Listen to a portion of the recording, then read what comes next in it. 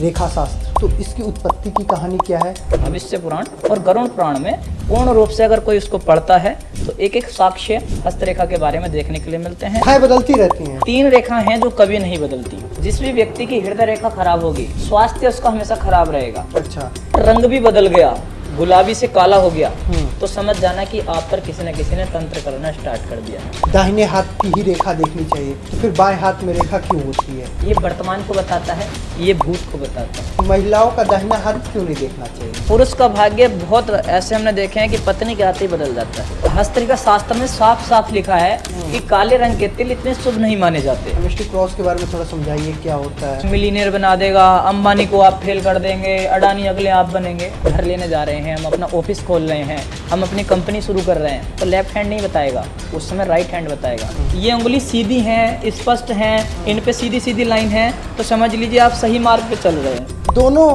उंगली के बीच में गैप होता है तो व्यक्ति 34 साल तक धन की तंगी को झेलेगा। जब खड़ी खड़ी रेखाएं हैं सीधी, तो ये बता रही हैं कि आपके अंदर पावर, ऊर्जा आपको जो ग्रह की है वो फुल मिल रही है। 10 शंख जिसके हाथ में बनते हैं वो चक्रवर्ती माना जाता है। अपने हाथ के हथेली को देख के कैसे समझ पाए उनका लव होगा या नहीं? ये रचना आपकी नहीं है, बहुत पहले से रची हुई है। अगर ये सूर्य रेखा स्पष्ट क्लियर है तो पहला साइन बन जाता है सरकारी नौकरी का। इस जीवन रेखा पर से कोई रेखा कट मारकर मस्तिष्क रेखा में मिल जाए तो उस समय पे कोई ना कोई पार्टनर जीवन में आता है, बहुत प्यारी प्यारी बात करता है, ऐसा लगता है कि इस सारे जीवन में सब कुछ हरा भरा है, ये कितना बढ़िया जीवन है।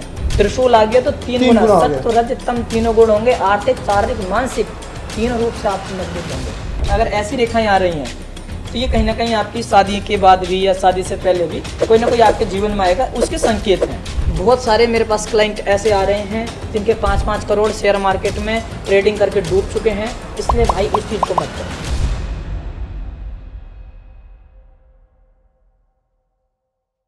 नमस्ते, मेरा नाम है ब्रजेश तिवारी और आपका एक बार फिर से स्वागत है बतकही चौक। जो हमारा हाथ है, इसमें कहा जाता है सारे संसार हैं। इन संसार को समझने के लिए स्पेशल साइंटिस्ट होते हैं, उसके वैज्ञानिक होते हैं। तो इस संसार को समझने के लिए हमने उस वैज्ञानिक को बतकही चौक पे बतौर मेहमान बुलाया, ताकि वो इस संसार को समझ सकें, समझा सके और बता सके। तो बतकही चौक पे बतौर मेहमान वशिष्ठ जी, आपका बहुत बहुत स्वागत है। धन्यवाद। तो सबसे पहले रेखा शास्त्र, जैसे समाज शास्त्र होता है, अर्थशास्त्र होता है, उसी तरह इसको भी शास्त्र की श्रेणी में रखा गया है। तो इसकी उत्पत्ति की कहानी क्या है, कहाँ इसे पाया जाता है, मतलब किस पुराण में इसके बारे में संदर्भ में चर्चा है और क्या है ये, यहीं से प्रकाश डालिए। सबसे पहले तो श्री गणेशाय नमः, गणेश जी को प्रणाम, और जो दर्शक हैं उनके हृदय में विराजमान परमात्मा को मेरा प्रणाम। जब बात हस्तरेखा की होती है तो ये अनादि काल से चला हुआ आया है, भगवान शिव से। भगवान शिव जी ने राम भगवान जी का हाथ देखा था। अच्छा। और जो मुनि नारद हैं उन्होंने माँ पार्वती जी का हाथ देखा था। ये सिलसिला चलता चलाया तो जनक जी की जो पुत्री माँ सीता हैं उनका हाथ भी देख के बता दिया था कि आपको वनवास होना है, आप बन जाएंगे। फिर आगे आते आते महाभारत के समय में भी इसके बहुत वैज्ञानिक हुए हैं। अब वर्तमान समय में कीरो जैसे वैज्ञानिक हुए हैं जिन्होंने आधुनिक अनुसंधान किया है।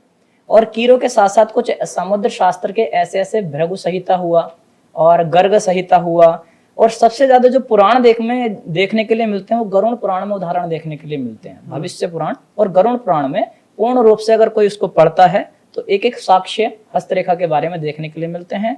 और हस्तरेखा ही नहीं, पूरे समुद्र शास्त्र के बारे में, ललाट के बारे में, हाथों के बारे में, पैरों के बारे में, और तो और हमारे यहाँ की जो पुरानी महिलाएं हैं वे महिला को उंगलियों से पहचान लेती हैं, पैर की उंगलियों से, कि ये सौभाग्यशाली है, ये भाग्य लक्ष्मी है। और ललाट देख के ही पहचान लेते हैं हमारे पूर्वज कि ये कितना ज्यादा सौभाग्यशाली व्यक्ति है, कितना दुर्भाग्यशाली व्यक्ति है। तो ये हमारे पूर्वजों ने पहले से ही परंपरा चलाई हुई है, ये आज की कोई नई परंपरा नहीं है। लोगों को अब रील के माध्यम से दिख रही है तो वो अलग बात है। जैसे हम अगर चूंकि अगर हाथ की रेखाओं के शास्त्र के बारे में समझना चाहें, उससे पहले ज्योतिष को थोड़ा हम कनेक्ट करते हैं, क्योंकि इसमें क्या है, आप अपने भविष्य को जान सकते हैं, अपने वर्तमान को जान सकते हैं। हाँ। एक होता है वो ज्योतिष जो हम लोग नॉर्मल अपने कुंडली से देखते हैं, नक्षत्रों के हिसाब से, जिसमें 12 घर, 9 राशि, 9 ग्रह के बारे में, 12-9-9 या 9-12-12 के बारे में हम रेशियो में बात करते हैं।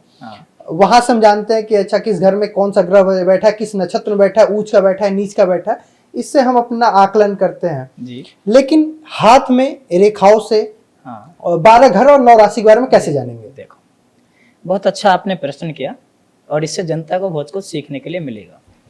जब हम ज्योतिष की बात करते हैं तो ग्रह गणना नाम ज्योतिषम। जब भी ग्रहों की कोई गणना की जाती है कि ये जब आप पैदा हुए हैं वो आपका एक्सरे बन गया है, उसके बाद अब ये ग्रह प्लैनेट्स घूमेंगे और जैसे जैसे ये मूव करेंगे वैसे वैसे आपके जीवन में तरक्की, उन्नति, अपउन्नति, धन, सम्मान, पैसा सब आता रहेगा, जाता रहेगा। अब रेखाओं में थोड़ा सा अलग होता है। रेखा चिन्हों के आधार पर चलती है, साइन के आधार पर। कुछ नए साइन आएंगे, कुछ नए साइन जाएंगे, और कुछ रेखाएं आएंगी, कुछ रेखाएं जाएंगी, कुछ पर्वत अप होंगे, कुछ पर्वत डाउन होंगे, कुछ रंग बदलेगा, कुछ काला होगा, कभी पीला रंग होगा, कभी जो उंगलियां हैं वो मूव करेंगी, कभी उंगलियां सीधी होंगी। तो बहुत सारे हस्तरेखाओं में परिवर्तन होते रहते हैं। ये रेखाओं के आधार पर चलती है। अच्छा, मतलब रेखाएं बदलती रहती हैं। हाँ जी, जैसे दशा बदलती हैं वैसे ही यहाँ पर रेखाएं बदलती रहती हैं।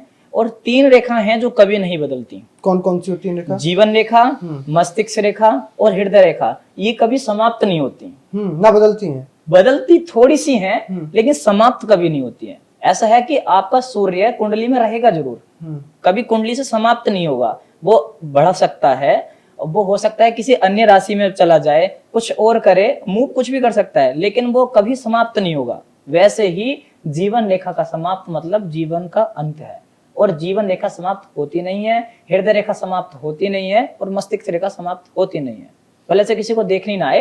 अब किसी नए नए दर्शक रहते हैं, पता नहीं लगता है कौन सी है जीवन रेखा, तो उनके लिए एक पोस्टर भी है हमारे पास, दिखाते हैं। ये आप ही की कृपा से हमने बनाया है। अच्छा, इसमें जीवन रेखा फर्स्ट रेखा। अच्छा, ये वाली लाइन ठीक है। मस्तिष्क रेखा और हृदय रेखा ये अकाट्य रेखा है। ये रेखा कभी नहीं बदलती, जैसे है वैसे ही रहेंगी। अब इनमें सालों साल जाके थोड़ा बहुत 19-20 का फर्क आता है, उसे कोई अच्छा वैज्ञानिक ही समझ सकता है। क्या वो बदलाव कैसा होता है?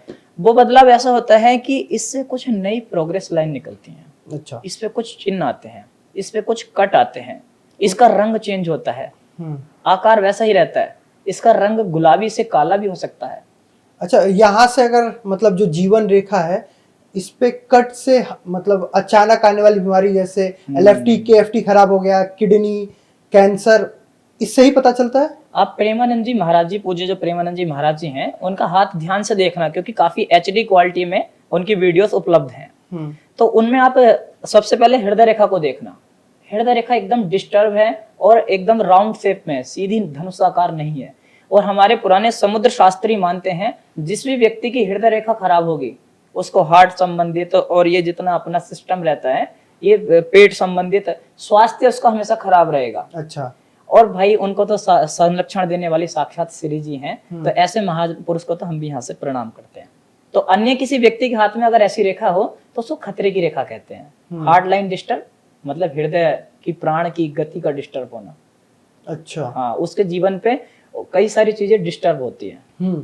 तो अब उसी तरह जैसे अब किसी को कैंसर, पहले हम इस सवाल पे आए उससे पहले थोड़ा सा ज्योतिष को थोड़ा क्लियर करते हुए चलते हैं। हाँ जी। जैसे क्या होता है कि हर समय 120 साल का ग्रह नक्षत्र के जीवन में एक व्यक्ति क्या आता है, बिल्कुल दशा आती है, उसके अंतर दशा आती है, फिर प्रत्यंतर दशा होती है। हाँ जी। तो जिससे हम समझ जाते हैं अच्छा राहु की दशा है 18 साल रहेगी, राहु में राहु आएगा, केतु आएगा, चंद्रमा आएगा, सूर्य आएगा, बुध आएगा, गुरु आएगा।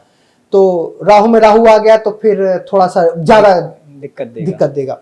ऐसे में हम हस्त रेखा देख के कैसे समझ जाएं कि अच्छा ये आपका हस्त है तो इस समय ये आपके ऊपर ग्रह चल रहा होगा और ये आपके साथ संभावना है। जब भी हम हस्त रेखा से किसी समस्या को देखने जाते हैं तो सबसे पहले जो रेखा देखी जाती है वो लाइफ लाइन देखी जाती है। ठीक है, वो कौन सी लाइन होती है? लाइफ लाइन होती है जिसको हर व्यक्ति कुछ जाने ना जाने, लेकिन लाइफ लाइन के बारे में जरूर जानता है। अच्छा, ठीक है। और जब लाइफ लाइन पे कोई भी कट आएगा, ये तो सबको पता है कि कट आने से दिक्कत आएंगी, लेकिन अगर इसका रंग भी बदल गया, गुलाबी से काला हो गया, तो समझ जाना कि आप पर किसी न किसी ने तंत्र करना स्टार्ट कर दिया है। अच्छा, अगर ये काले से काला ना होकर पीला हो गया, समझ लेना कोई भयंकर रोग आने वाला है। ये पहले से सिग्नल यहाँ पर आ जाता है। ये भी एक वाईफाई है, पूरा कनेक्ट कर लेती है जीवन रेखा। हम्म। क्योंकि आपको तरक्की कहाँ मिलेगी? जीवन में। हम्म। नौकरी कहाँ लगेगी? जीवन में। तो हर वो छोटी से छोटी चीज जीवन रेखा पर आती है।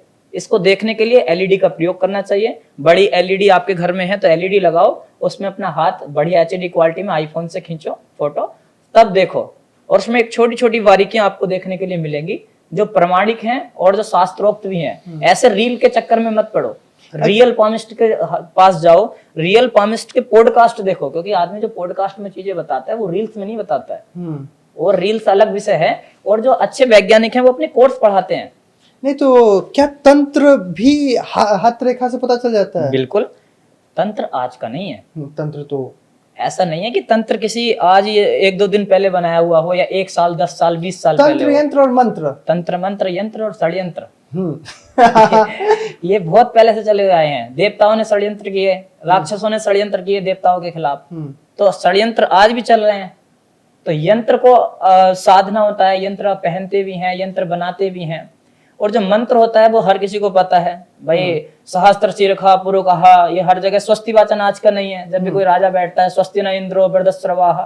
जब तंत्र भी बहुत पुराना है, तांत्रिक मंत्र होते हैं। ओम ह्राम ह्रीम ह्रौम स सूर्याय नमः, सूर्य का तांत्रिक मंत्र है। तंत्र कोई गलत चीज नहीं है। तंत्र 2 प्रकार के होते हैं, सात्विक और तामसी। तामसी जो तंत्र है वो रात्रि में ज्यादातर लोग करते हैं और गलत वे में करते हैं। अभी जो चंद्र ग्रहण होगा तब देखना लोग माला करेंगे, अपने मंत्रों को सिद्ध करेंगे, और जो उनकी पुरानी चीजें वो जल्दी जागृत हो जाएंगी। तो कुल मिलाकर ये कहा जा सकता है कि हस्तरेखा इतनी ही पुरानी है, इससे हम बिल्कुल जान सकते हैं कि तंत्र हुआ या नहीं हुआ है। क्योंकि ग्रह और रेखाएं इसमें कुछ ना कुछ इंडिकेट और कुछ ना कुछ चिन्ह यहाँ पर आने स्टार्ट हो जाते हैं। हमने ज्योति समझ लिया, अब आते हैं कि हाथों पे। हमारे 2 हाथ होते हैं, दोनों हाथ में रेखाएं होती हैं। बिल्कुल। कहते हैं कि दाहिने हाथ की ही रेखा देखनी चाहिए, तो फिर बाएं हाथ में रेखा क्यों होती है? क्या बाएं हाथ की रेखा का कोई मतलब नहीं है? वैसे तो समुद्र शास्त्र में एकदम स्पष्ट लिखा है। अब कोई कहने के लिए कुछ भी कहता रहे, पौराणिक ये है कि वाम भागे तो नारीणाम दक्षिणे पुरुषस्य च। जब भी कोई महिला है उनको अपना बायां हाथ ही देखना चाहिए, जो शास्त्रोक्त है। जो पुरुष है उनको अपना राइट हैंड देखना चाहिए। लेकिन अब जो पुराना ये अपना लेफ्ट हैंड है वो किस काम का? कुछ ना कुछ उसमें भी तो है। तो ये हमारे पूर्व जन्म के बारे में, हम कहाँ से आए हैं और हम पहले क्या थे, हमने पहले क्या कर्म किए, और ये बताता है हम अब क्या हैं, अब हम क्या करने वाले हैं, और अभी हम क्या कर रहे हैं। ये वर्तमान को बताता है, ये भूत को बताता है। तो पहले जब कोई हस्तरेखा शास्त्री देखते हैं तो वो लेफ्ट हैंड देखते हैं कि ये यहाँ करने क्या आया है। क्योंकि हम बिना उद्देश्य क्या है? हाँ, हम यहाँ बिना कर्ज के आते नहीं है। हम पे कर्ज होता है इस प्रकृति का, हम पे कर्ज होता है इस भूमि का। हमें अपनी माता का कर्ज यहाँ पर अदा करने के लिए आते हैं। वो अपनी मातृभूमि भारत हो सकती है, भारत माता का कर्ज हम अदा करने आए। भगत सिंह है भारत माता का कर्ज अदा करने आए थे। वैसे लोग यहाँ कर्ज अदा करने आते हैं। किसी का कोई ग्रंथ पढ़ना रह गया था, अधूरा छूट गया, वो अपने ग्रंथ पूरे पढ़ने आते हैं। अब भाई भगवान ने हमें चुना हस्तरेखा के लिए, तो हम अपनी हस्तरेखाओं में शोध करने के लिए आए हैं। वैसे कोई पॉलिटिक्स में पहले गया होगा, यानी कि वो राजतंत्र से जुड़ा हुआ व्यक्ति होगा, लेकिन असमय उसकी मृत्यु हो गई। क्योंकि बड़े बड़े बाजीराव और बड़े बड़े ऐसे बड़े बड़े पेशवा, बड़े बड़े महारथी थे जो समय से पहले चले गए, उनको वो पद मिल नहीं पाया जो उन्हें चाहिए था। तो अब योगी जी के तरह पैदा नहीं होंगे क्या? योगी जी पुराने कोई ना कोई ऐसे रहे होंगे, योद्धा रहे होंगे। हाँ, मैं इस भविष्य के बारे में ये नहीं बता सकता कि वो कौन रहे होंगे, लेकिन वे कोई ना कोई बहुत बड़े, योगी जी बहुत बड़े कोई ऐसे योद्धा रहे होंगे जो उन्होंने जो दुश्मन है उनको गाजर मूली की तरह काटा होगा। तब अभी गाजर मूली की तरह काट नहीं सकते क्योंकि अभी वैसा तंत्र नहीं है, तो अभी भी वो अपना काम पूरा कर रहे हैं। अच्छा, तो महिलाओं का दाहिना हाथ क्यों नहीं देखना चाहिए?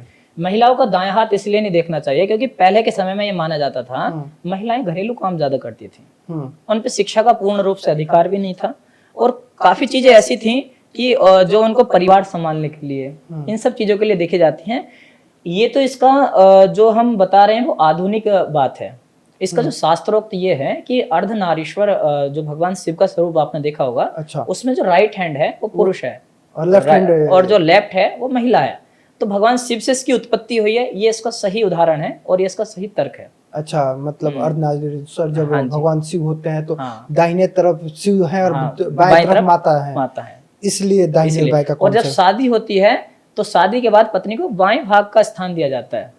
तो फिर उसके बाद जो कुछ कन्याएं हैं उनका सीधा हाथ भी देखते हैं, कन्याएं पूछती हैं हमारी नौकरी लगेगी नहीं लगेगी, तो वो दाहिने में होता वो है। दाहिने में होता है कि हम एक घर लेने जा रहे हैं, हम अपना ऑफिस खोल रहे हैं, हम अपनी कंपनी शुरू कर रहे हैं, तो लेफ्ट हैंड नहीं बताएगा, उस समय राइट हैंड बताएगा। अच्छा। हाँ, और जब शादी हो जाती है तो दोनों की रेखाएं आपस में कनेक्ट हो जाती हैं, पति और पत्नी की।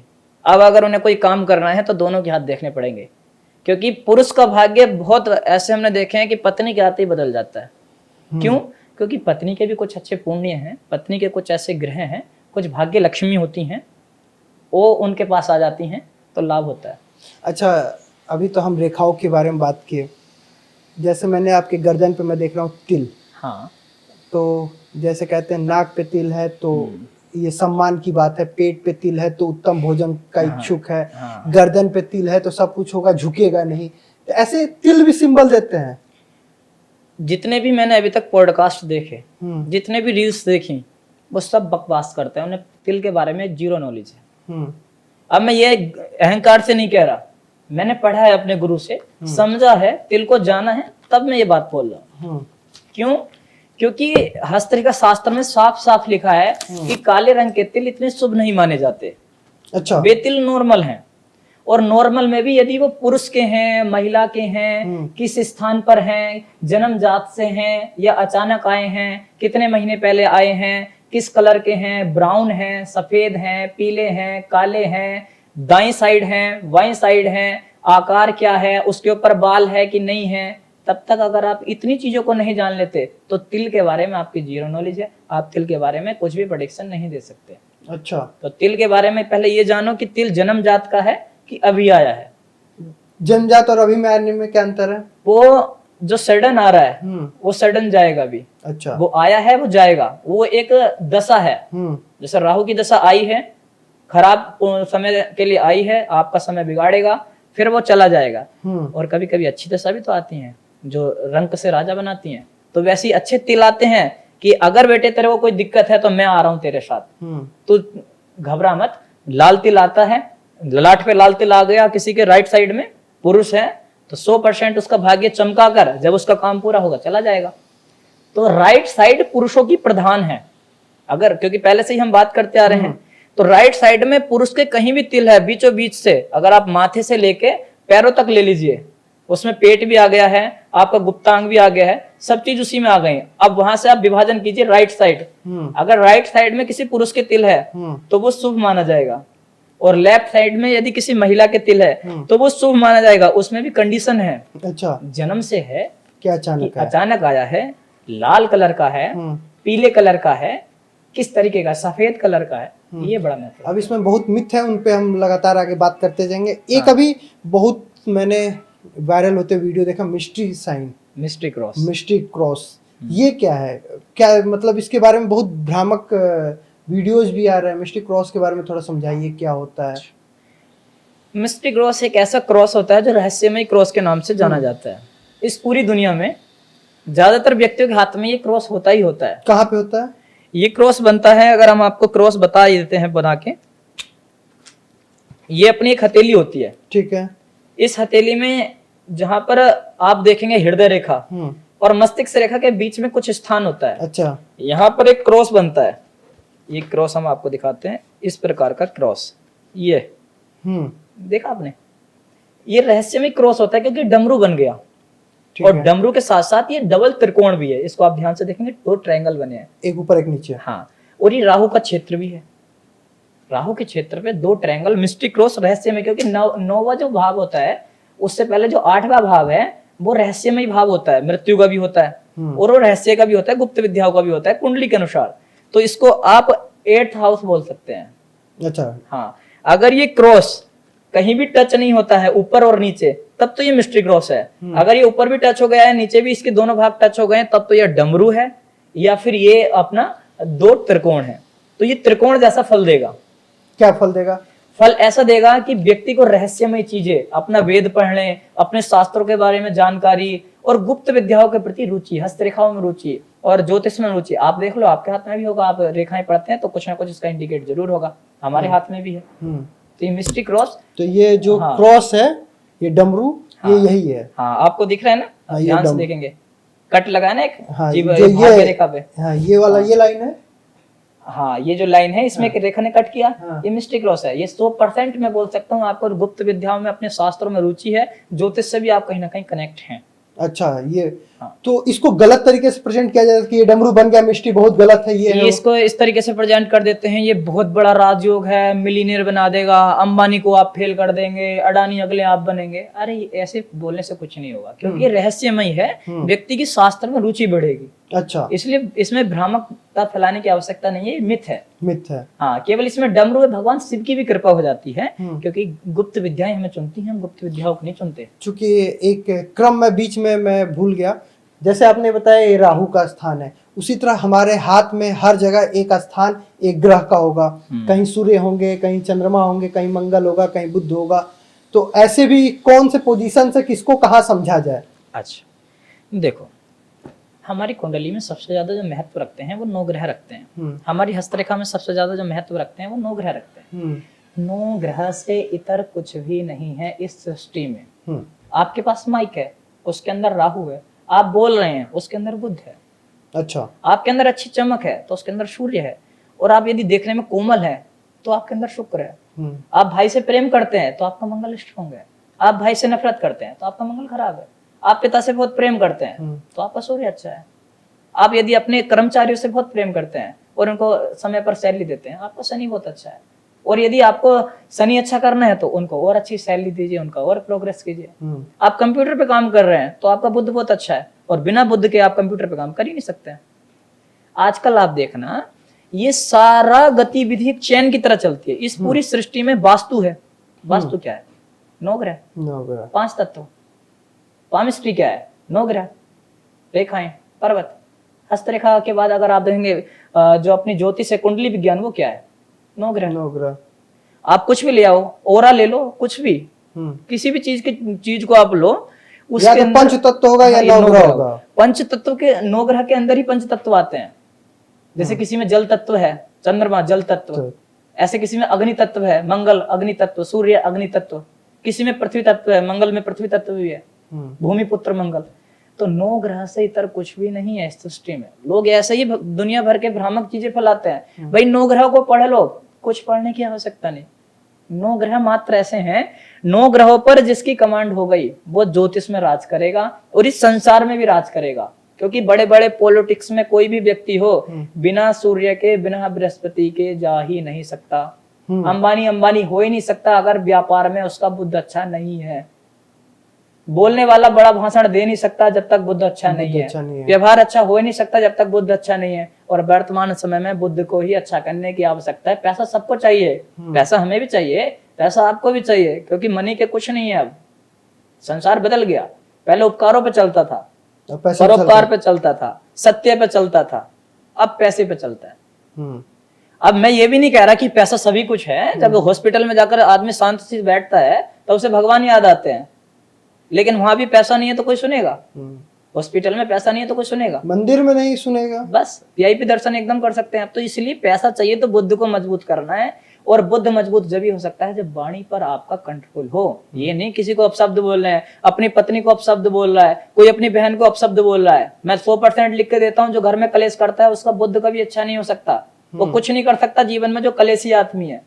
तो इसलिए कलेशी नहीं बनना, हितैषी बनना। कलेशी कभी नहीं बनना। कितनी बड़ी समस्या को ना आ जाए उसको शांतिपूर्वक सुलझाया जा सकता है।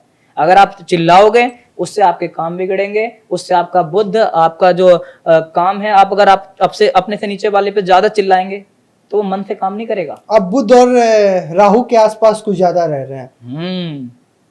बुद्ध और राहु दोनों टेक्निकल क्षेत्र के आदमी हैं। अच्छा। क्योंकि अब बिना कंप्यूटर के, बिना कैलकुलेशन के, बिना फोन के कुछ नहीं है। बच्चों के हाथ में भी फोन है और फोन के अंदर बुद्ध है।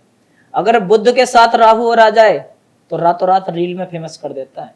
रील बनाई, वायरल हो गई। एक ने 100 रील बनाई, कोई वायरल नहीं हुई। एक ने 2 रील बनाई, मिलियन चली गई, क्योंकि उसने बुद्धि लगाई। बुद्ध उसके पास है, उसने मेथड को समझा, उसने मार्केट को समझा, उसने पूरी चीजें एनालिसिस की, उसके बाद रील बनाई।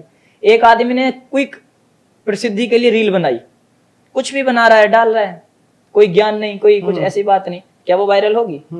तो इसलिए बुध ज्यादा जरूरी है। बुध और राहु तो दोनों मिलकर बृहस्पति इसमें चलते हैं। ज्यादा जरूरी नहीं है क्या? क्योंकि भाई अगर देवताओं के अगर गुरु देखिए तो बृहस्पति है। अच्छा देखो, देवगुरु बृहस्पति वेल्थ के लिए, संतान के लिए, परिवार के लिए ज्यादा महत्व रखते हैं, ज्ञान के लिए। अच्छा। ज्ञान होना एक अलग विषय है और तीव्र बुद्धि होना एक अलग विषय है। हम्म। तेज बुद्धि वाला व्यक्ति है तो बुद्ध अच्छा है, गुरु का उससे कोई लेना देना नहीं। अगर बहुत ज्यादा ज्ञानवान व्यक्ति, आप देखना बहुत ज्यादा ज्ञानवान व्यक्ति अपनी बात को एक्सप्लेन नहीं कर पाता। आपके अंदर हो सकता है बहुत ज्यादा ज्ञान हो और आप अपनी बात को अगर बता नहीं पा रहे हैं तो वो ज्ञान किस काम का? आपके पास बहुत ज्यादा ज्ञान है लेकिन आप उस ज्ञान को हमारी जनता को नहीं दे पा रहे, जो अच्छी चीजें हैं उनको आप हमारी जनता को नहीं समझा पा रहे, तो कैसे काम चलेगा? यानी वो ज्ञान नहीं है जो डिलीवर ना हो। हाँ, जो भाई परोपकार के लिए ही विद्या होती है। धनार्जन का केवल उद्देश्य विद्या नहीं है। ये जो गुप्त विद्याएं हैं लोगों ने इसका व्यापारीकरण कर दिया। अब व्यापारीकरण करना उनकी मजबूरी है। बताओ, पॉडकास्ट के लिए भी व्यक्तियों से 60-60 हजार और 120 यानी कि 1,20,20,000 रुपए लेते हैं और वे लोग जाते हैं सूट बूट पहन के, बैठते हैं, कुछ भी बोलते हैं और अपना व्यापार के लिए अपने जो कोर्स हैं उन्हें प्रमोट करते हैं। किसको नहीं पता, नाम तो मैं लेना नहीं चाहता, लेकिन ये व्यापारीकरण ही तो है। क्या है ये अपना बुद्धि बेचना है, ये अपनी बुद्धि बेचना है। वो अपने तरीके से, राहु के हिसाब से, राहु बुध और जो बुध है दोनों ने काम किया। तो हम अभी थे कि कहाँ कौन सी जगह किसका होता है नवग्रह। अब हम अपने जब टॉपिक पर वापस आते हैं तो आपकी कृपा से हमने एक बहुत अच्छा चार्ट तैयार कर लिया। अरे आपकी कृपा से, मुझे तो कुछ पता ही नहीं था। आपने कहा कि पेज चाहिए, हमने पेज दे दिया। अब ये कुछ लिखा हुआ है इसमें। हाँ। अब आप कह रहे होंगे पता नहीं पंडित जी ने क्या लिख दिया, हमारी समझ से पर है। तो भाई इसमें कुछ हथेली है, इसमें 5 उंगली हैं। हाँ। और 5 उंगलियों के नीचे कुछ ग्रह बैठे हुए हैं और ये ग्रह आपके जीवन में चमत्कार कर सकते हैं। ठीक है। जिसमें शनि भी है मिडिल फिंगर के नीचे। आपने अनामिका के नीचे सूर्य लिखा है, मध्यमा के नीचे शनि, तर्जनी के नीचे गुरु, अनामिक और कनिष्ठिका के नीचे बुध। मध्यमा में आपने लिख दिया राहु। ठीक है। और ये अंगूठा के नीचे शुक्र है। ठीक है। बेस पे केतु है और ये साइड में चंद्रमा है। जो कितना अच्छा नॉलेज है आपका। नहीं, मेरे को नॉलेज है, ये मध्यमा ही है तो देखो गांव वाले हैं, ऐसा है कि हाँ गांव वाले हैं, क्योंकि हमारे दादा परदादा इस पे बिलीव करते हैं और ऐसे ही बिलीव नहीं करते, उन्हें भरोसा है। आपके गांव की चमंडा में उनमें वहां पर आप 10 रुपए का प्रसाद बोल दीजिए, मात्र 10 रुपए का, आपका देवता आपकी बात सुनेगा। मैं ये नहीं कहता कि हाँ, मैं ये नहीं कहता कि देवता को आप लालच दे रहे हैं, नहीं, वो हमारे गांव की परंपराएं हैं कि मेरा ये वाला काम बन जाए तो मैं ये प्रसाद चढ़ाऊंगा। तो वो हमारी परंपरा है, वो हमारी फीलिंग्स से जुड़ी हुई है, उसका इससे कोई लेना देना नहीं है कि हम देवताओं से डील कर रहे हैं। नहीं भाई, डील नहीं कर रहे हैं। हमारे दादा परदादा देवताओं को मनाने का हमारा यही तरीका है कि मैं आपको भोजन चढ़ाऊंगा, प्रसाद चढ़ाऊंगा। तो ये अच्छा, ये तो जगह हो गई कि कौन कहाँ पे बैठा है। ठीक है। अब ठीक है, ये काम कैसे करते हैं? अभी काम ऐसे करते हैं, जो 9 ग्रह हैं इसमें आप सबसे पहले देखिए कि अप है, ये डाउन है, जिसे पर्वत कहते हैं। जिसे पर्वत कहते हैं। ठीक है। अब आप लाइव आप अपनी हथेली को इस तरीके से करें। ठीक है। और इसमें देखें शुक्र सबसे ज्यादा उठा हुआ है, व्यवस्थित है। और जो शुक्र होता है, लोग समझते हैं हमारा शुक्र बहुत अच्छा है, उठा हुआ है, अब हमें लग्जरी मिलेगी, अब हमें बहुत सुंदर पत्नी मिलेगी, अब हम बड़ी बड़ी गाड़ियों में घूमेंगे। तो भाई कह दूं आप अभी गलत हैं। क्यों? क्योंकि शुक्र नैसर्गिक रूप से उठा हुआ होता है। नैसर्गिक में नेचुरल। अच्छा। क्योंकि शुक्र उठा हुआ ही होता है, इस पूरे संसार में कहीं भी चले जाओ शुक्र उठा ही मिलेगा, सबका, क्योंकि शुक्र का स्वरूप ही उठा हुआ है। भाई साउथ अफ्रीका में जाओ तो वहां लोग काले मिलेंगे, या फिर जहां नागालैंड में ऐसे जगह में जाओगे वहां लोग काले मिलेंगे, क्योंकि वहां नैसर्गिक काले हैं। वैसे ही ये शुक्र पर्वत नैसर्गिक उठा हुआ है। तो ऐसे किसी को भ्रामकता में फैलाना कि आपका शुक्र उठा हुआ है, अब बहुत बड़े इसमें इत्र लगा लो, इसमें दही लगा लो, ये मिलेगा वो मिलेगा, कुछ नहीं मिलेगा।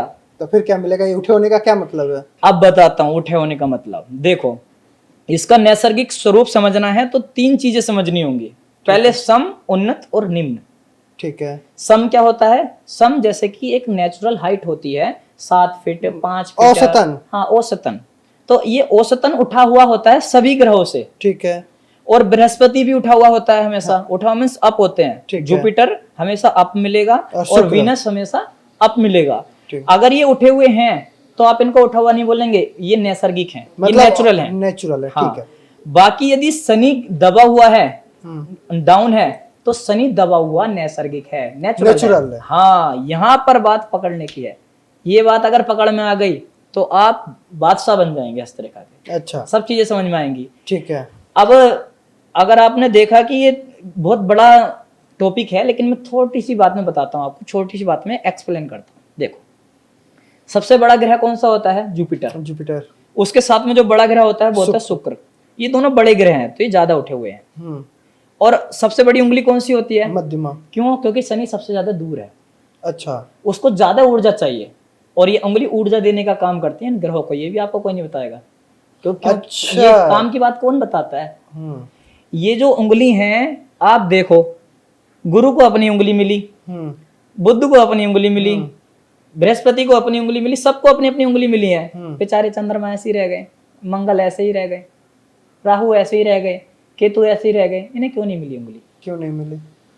मैं जनता से ही पूछना चाहूंगा, अगर आपको इसका जवाब पता है तो कमेंट में जरूर बताएं, क्यों नहीं मिली उंगली? भाई, इन्होंने ऐसा क्या बिगाड़ा था कि इनको उंगली नहीं दी? शुक्र को, गुरु को, शनि को, शुक्र को मिला है सूर्य को, अंगूठा। बुध को। हाँ, वही तो मैं कह, सबको मिल गया। हाँ। लेकिन राहु, चंद्रमा और केतु को उंगली नहीं क्यों मिला। नहीं दी? क्यों नहीं मिला? अब ये उंगली पहले ये समझना पड़ेगा कि करती क्या है। ये उंगली ऊर्जा देने का काम करती है, ठीक है। यानी इन ग्रहों को पावर चाहिए। ये उंगली सीधी है, स्पष्ट है, इन पे सीधी सीधी लाइन है, तो समझ लीजिए आप सही मार्ग पे चल रहे हैं। अच्छा। आपको जो ऊर्जा मिल रही है वो पूरी मिल रही है, आप फिट हैं अपनी काम करने के लिए। अब ये उंगली छोटी बड़ी हो रही है, टेढ़ी हो रही है, इनके बीच में गैप ज्यादा हो रहा है, ऊर्जा पूरी नहीं मिल रही है ग्रह को, कुछ भी कर लो जीवन में आगे नहीं बढ़ पाओगे जब तक उंगली नहीं समझेंगे। अच्छा। उंगली क्या होती है? अब उंगली तो ये होती है 5। अभी हम जो समझ रहे हैं वो ये समझ रहे हैं कि इनको मिली, चंद्रमा को क्यों नहीं मिली? चंद्रमा सबसे करीब है, अच्छा। उसको ऊर्जा की आवश्यकता नहीं होती। आप देखो चंद्रमा कितने पास है, और भूमि पुत्र मंगल कहा गया, मंगल भी पास है और भूमि का पुत्र है, भूमि जैसे गुण है, इसलिए मंगल को और चंद्र को उंगली नहीं मिली, क्योंकि इनकी ऊर्जा हम तक सीधी पहुंचती है। ठीक है। उसके बाद किसको उंगली नहीं मिली? राहु और केतु को। इनको छाया ग्रह मानते हैं, तो इनको पूर्ण रूप से ग्रह नहीं माना जाता, इनको छाया ग्रह मानते हैं, इसलिए उंगली नहीं मिली। शनि को ज्यादा ऊर्जा की आवश्यकता है, इसलिए इसको ज्यादा बड़ी उंगली। सूर्य देव भी बहुत दूर है, इसलिए इनको उंगली, और अपने गुरु भी बहुत दूर है, इसलिए इनको उंगली मिली है। और जो अपने कुछ कम मिला है अंगूठा, लेकिन पावरफुल बहुत है, राजा है उंगलियों का, राजा अंगूठा। कहते नहीं अंगूठा जब तक नहीं होगा लॉक नहीं होगा। लॉक नहीं होगा। कुछ लोग तो इसी से भविष्यवाणी कर देते हैं खाली अंगूठा देख के, तो हस्तरेखा बहुत गूढ़ है। अच्छा, ये है कि अब जैसे आपने कहा कि एक उंगली दूसरे उंगली पे झुकी हुई है, इसका भी कोई मतलब है? बिल्कुल मतलब है। जैसे अभी देखिए, एक उंगली ऐसा होता है कि ये इधर झुकी होगी, या फिर ये बीच वाली इधर झुकी होगी, साइड वाली उंगली इधर होगी, या कानी उंगली इसमें छुपी होती है। इसका क्या मतलब है? सारा गुप्त ज्ञान आज निकलवा के रहोगे आप जनता के लिए। ये हस्तरेखा शास्त्री बताना नहीं चाहते। अच्छा। क्यों? क्योंकि यही तो इनके पास कुछ पॉइंट रहते हैं। जनता को ये चीजें बताना नहीं चाहते। क्यों? क्योंकि ये नहीं बताएंगे, उल्टी सीधी चीजें, मनोविज्ञान की, व्यवहारिक चीजें वो बताएंगे। काम की चीजें क्यों बताएंगे? क्योंकि उनका काम उससे चलना है। वो फिर लोग जाना बंद कर देंगे ना। हाँ, लेकिन फिर भी जब अपनी जनता है, आपने इतने बड़े स्टूडियो में बुलाया है, आपका इतना अच्छा बड़ा चैनल है, इतनी प्रसिद्धि है, लोग आपको देखते हैं, तो जब जनता का ऐसा, जनता ने हमें यहाँ योग्य आने के समझा, तो हम इतना तो बता ही सकते हैं। ये उंगली आप जानते हैं गुरु की है, बृहस्पति, इसके अंदर पावर है। अगर ये झुक गई शनि की ओर, तो आपको पता है गुरु अलग पार्टी के हैं, शनि अलग पार्टी के हैं। अब यहाँ ग्रह युद्ध हो गया। ग्रह युद्ध मीन्स ये अपनी सारी ऊर्जा ट्रांसफर कर रहे हैं शनि को। अच्छा। वेल्थ दे रहे हैं शनि को, ज्ञान दे रहे हैं शनि को, यानी व्यक्ति संन्यास लेना पसंद करेगा। और शनि किस तरीके के होते हैं आप जानते ही हैं। शनि को कुछ मनी से भी जोड़ते हैं, तो मनी बढ़ेगी, आयु बढ़ेगी। शनि आयु के भी कारक है ना, क्योंकि आयु बढ़ेगी, मनी बढ़ेगी, और छोटे लोगों से, या फिर छोटे लोग तो कोई होते नहीं है, निचले जो अपने काम करते हैं उन लोगों से उनका प्रेम बहुत बढ़ जाएगा। अच्छा। अब कमी क्या होगी? नया ज्ञान नहीं मिल पाएगा। अच्छा। अहंकार बढ़ जाएगा, वेल्थ में, परिवार में दिक्कतें आएंगी, पेट में दिक्कतें आएंगी, बृहस्पति संबंधित सारी चीजें बिगड़ेंगी। आपकी अनामिका मध्यमा पे अगर गिरी हुई है, उससे सपोर्ट में है, तो आप के अंदर अहंकार आ सकता है। अहंकार आएगा केवल गुरु की उंगली से। अच्छा। अगर गुरु की उंगली ने मूव कर दिया है शनि की ओर, तो आप कितने ही हाथ पैर फेंक लीजिए, आपको पूर्ण विद्या प्राप्त नहीं होगी, अगर वही से आपकी नहीं बनेगी। अगर वही मध्यमा अगर अनामिका की तरफ आ जाए तो? अब ये मध्यमा उंगली है, ये अनामिका की तरफ आ गई तो सडन आपको मंत्री बना देगी। अच्छा। हाँ, कोई सरकारी नौकरी लगा देगी। कोई अचानक से आपको ऐसी चीज प्राप्त हो जाएगी जो राजनीति से, सरकार से, और सोने का आप कोई व्यापार कर सकते हैं, कोई बड़ी प्रसिद्धि आपको मिल सकती है, फेम। और वही सूर्य अगर शनि की तरफ आ जाए तो मध्यमा अगर तो गलत है। अच्छा, फिर क्या होगा? अगर ये सूर्य ने सपोर्ट किया शनि का, तो इन दोनों के द्वंद्वात्मक युद्ध है। अब सूर्य के अंदर कितने सारे गुण होते हैं, तेज होता है, तेज होता है, ऊर्जा होती है। सूर्य के बिना तो काम चलता ही नहीं है, ग्रहों का राजा है। जब राजा ने ही समर्पण प्रजा को कर दिया, जब राजा ने ही समर्पण शनि को कर दिया, तो समर्पण, अब शनि के गुण बढ़ जाएंगे।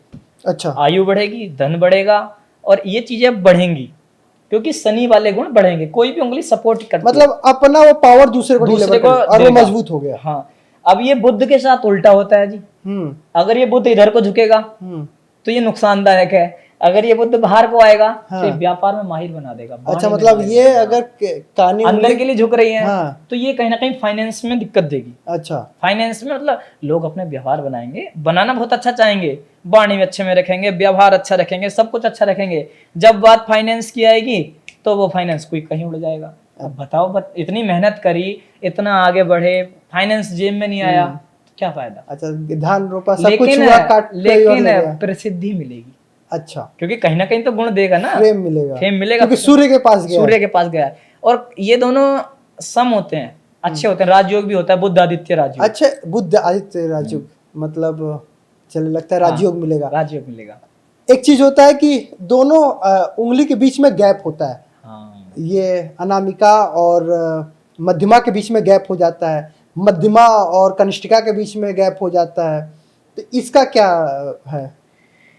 अगर आप ये उंगली देखेंगे, कनिष्ठ का उंगली और अनामिका उंगली के बीच में गैप है, तो व्यक्ति 34 साल तक धन की तंगी को झेलेगा। ठीक है। अगर मध्यमा और अनामिका के बीच में गैप है, तो 34 साल से 54 साल तक व्यक्ति धन की तंगी को झेलेगा। फाइनेंस कंडीशन बहुत खराब रहेंगी। ठीक है। अगर यही गैप आपकी तर्जनी उंगली और मध्यमा उंगली के बीच में है, तो बुढ़ापा बहुत खतरनाक जाने वाला है। पहले से ही अनुसंधान करके रखो, प्लानिंग करके रखो, अपने अकाउंट में पैसा रखो, बच्चों के ऊपर केवल आश्रित मत रहो, वृद्धाश्रम जाने की नौबत ना आए। इसलिए भाई अभी से यानी अगर आपके तर्जनी और मध्यमा में गैप है तो वृद्धाश्रम जा सकते हैं? बिल्कुल जा सकते हैं, क्योंकि ये प्रमाणिक है। वृद्धाश्रम में जाके आप देखो तो वहां पर उनके यहाँ पर जो छोटी वाली उंगली है और इनकी अनामिका उंगली, इसके बीच में गैप मिलेगा। अब चलिए, एक तो अब हमने उंगलियों के नीचे का पर्वत जान लिया। अब होता है कि उंगलियों के बीच में भी लाइन होता है, जैसे कानी उंगली के बीच में खूब लाइन है, मध्यमा के बीच में लाइन है, ये 3 लाइन है, 3 लाइन के भी ऊपर लाइन है, तो इसका भी कोई मतलब होता है? देखो, हस्तरेखा शास्त्र में हर चीज का महत्व है। यहाँ छोटी से छोटी होने वाली प्रक्रिया आपके भाग्य को इंडिकेट करती है। ठीक है। अब वैसे ही यहाँ पर कुछ लाइनें, छोटी छोटी खड़ी लाइन होती हैं उंगलियों के ऊपर, ये मित्र गण की संख्या बढ़ा देती है। अच्छा। और मित्रों में ओरा ऐसा होता है एकदम स्वीट, भाई मित्र तेरे लिए हम जान देने के लिए भी तैयार हैं। अब मित्र भी उस व्यक्ति के साथ धोखा नहीं करते। ऐसे लोग समझ सकते हैं कि आप सही लाइन पे चल रहे हैं। मित्र होना गलत बात नहीं है, मतलब मित्र होना अच्छी बात है, लेकिन वे मित्र काटे ना, नीचे से वो परेशान ना करें, पीछे से टांग ना खींचें, चुगली ना करें, तब मित्र अच्छे हैं। और जब हम मित्रों की बात करते हैं तो यहाँ शत्रु की भी रेखा बनती है, क्योंकि जहाँ धर्म है वहाँ अधर्म भी है। तो कौन सा उंगली शत्रुओं का है? आप देखिए, कुछ थोड़ा सा उदाहरण से बताते हैं। जब यहाँ खड़ी खड़ी रेखाएं हैं सीधी, तो ये बता रही हैं कि आपके अंदर पावर, ऊर्जा आपको जो ग्रह की है वो फुल मिल रही है। अच्छा, ठीक है। आप सही मार्ग पे हैं दोनों के बीच में। हाँ, ठीक है। अब इनके पर्व भी अलग अलग हैं, ये मानसिक है। आप मानसिक रूप से तैयार हैं आगे बढ़ने के लिए। अगर ये फर्स्ट पर्व पे इस प्रकार से खड़ी सीधी रेखाएं हैं, तो आप मानसिक रूप से तैयार हैं अपने ज्ञान को पाने के लिए। अब ये उंगली भी अलग अलग इंडिकेट करती है ना। दूसरी चीज, आपके मित्रगण भी उसी प्रकार के मानसिक रूप से परिपक्व हैं। आपको ऐसे मित्र मिलेंगे जो आपके साथ आगे बढ़ना चाहते हैं ज्ञान के क्षेत्र में। ठीक। अब ये फिर अगर नीचे दूसरे वाले पर्व पे आ जाती है, तो ये दर्शाती है कि अब आप तैयार हैं प्रैक्टिकली, यानी कि व्यवहार में चीजों को उतारने के लिए तैयार है। मतलब अगर गुरु की उंगली पे है, हाँ, तो यानी बुद्धि उतारने के लिए। हाँ, अब लोगों शनि है तो काम करने के लिए, सूर्य है तो ऊर्जा देने के लिए। बिल्कुल बिल्कुल, आप ऐसे समझ गए। बुध है तो बुद्धि देने के लिए, व्यापार के लिए, वाणी के लिए, बिजनेस के लिए। आपने 2 लाइन तो बता दिए, इसके बीच का और इसके बीच का सबसे ऊपर होता है। हाँ, अब नीचे वाला जो होता है वो परिवार का और व्यवहार का होता है। परिवार का और व्यवहार का मतलब कि अब आप एक्टिव हैं हर प्रकार से, क्योंकि ये मूल है, जड़ है। और एक और रहस्य आपको बताएं, किसी को नहीं पता, उंगली कभी छोटी बड़ी नहीं होती। क्यों? उंगली सब का तो जो है। नैसर्गिक स्वरूप है ना, आप देखो, आपको देखने के मिला होगा कि बृहस्पति की उंगली बड़ी है और शनि की उंगली बड़ी है। नाम ये अपने कनिष्ठिका है। कन की उंगली है छोटी वाली, ये छोटी है। तो सबको लगता है कि हमारी उंगली छोटी और बड़ी है, लेकिन दरअसल ऐसा नहीं है। आपका मूल छोटा और बड़ा है। मूल, जड़, नींव, अगर मकान की नींव छोटी होगी, मकान गड्ढे में बना होगा तो मकान छोटा होगा, और मकान आप पहले से ही टीले पे बनाओ तो मकान तो इतना ही बड़ा है। लेकिन ये जो नींव है, नींव, ये नींव छोटी है ना इसकी। जब नींव ही नीचे रखी गई तो स्वाभाविक है यहीं तक जाएगी। इसकी नींव नीचे रखी गई है, इसकी नींव और ऊपर है, इसकी नींव और ऊपर है, इसकी नींव और नीचे है, तभी उनकी बराबरी नहीं कर पा रहा। तो नींव यानी कि मूल, इस नींव को मूल कहते हैं। तो उंगलियां छोटी बड़ी नहीं होती, नींव छोटी और बड़ी होती हैं। ये नैसर्गिक है, नेचुरल है। जैसे कि कहीं आदमी छोटे होते हैं, कहीं आदमी बड़े होते हैं। अच्छा, अब तो हमने यहाँ तक के 2 लाइन के बारे में समझ लिया, ये भी समझ लिया। ये भी ऊपर ना कई तरीके के, हम लोग जब बचपन में थे तो ऐसे करके देखते थे कि शंख बन गया। नहीं, अनिल कपूर की एक मूवी आई थी जिसमें उसके 10 हाथ में शंख था और उस बात का प्रचार किया गया था कि वो चाकू से उसके हाथ में खून लगता है और वो शंख बन जाता है। तो इसमें शंख बन जाना, आधा शंख बनना, ये सब क्या होता है? शंख का क्या मतलब होता है? आधा शंख बनना क्या होता है? फूट जाना है कहते हैं, उसका क्या मतलब है? ये बहुत डीप विषय है, एक डीप विज्ञान है। ये ऐसे ही बताने की बात भी नहीं है और वैसे ही समझ में भी नहीं आएगा। 10 शंख जिसके हाथ में बनते हैं वो चक्रवर्ती माना जाता था। और चक्रवर्ती क्यों माना जाता था, इस बात को समझो। राजा आप भी हो सकते हैं। राजा के लक्षण धर्म शास्त्रों में अलग बताए गए हैं। प्रधानमंत्री राजा नहीं है, क्योंकि वो जरूरी नहीं है वो राजनीति में राजा है, लेकिन व्यापार में राजा तो मुकेश अंबानी है ना। एक्टिंग में राजा कौन है? अमिताभ बच्चन। और भी जिसको अच्छे लगते होंगे वो राजा हैं अपने फील्ड के। तो आप अपने फील्ड के राजा, किसी भी फील्ड में राजा बन सकते हैं। जैसे कि आप यदि सेवा करते हैं तो सेवा में कोई ऐसा व्यक्ति होगा जो बहुत ज्यादा सेवा करता है, तो वो सेवा के फील्ड में राजा है। हर किसी का अपना फील्ड है, हर कोई अपना फील्ड चुन के आगे बढ़ता है। कहीं ना कहीं अब भी राजतंत्र चलता होगा, अब यहाँ लोकतंत्र है। तो राजा की जो डेफिनेशन है वो देश काल परिस्थिति के हिसाब से बदलती रहती है। अब आपका प्रश्न है शंख। एक वामाव्रत शंख होते हैं, एक दक्षिणाव्रत शंख होते हैं। और शंख को समझने के लिए पहले शंख की शेप को समझना पड़ेगा, शंख होता कैसा है। चलो ड्रॉ करके दिखाते हैं। ठीक है।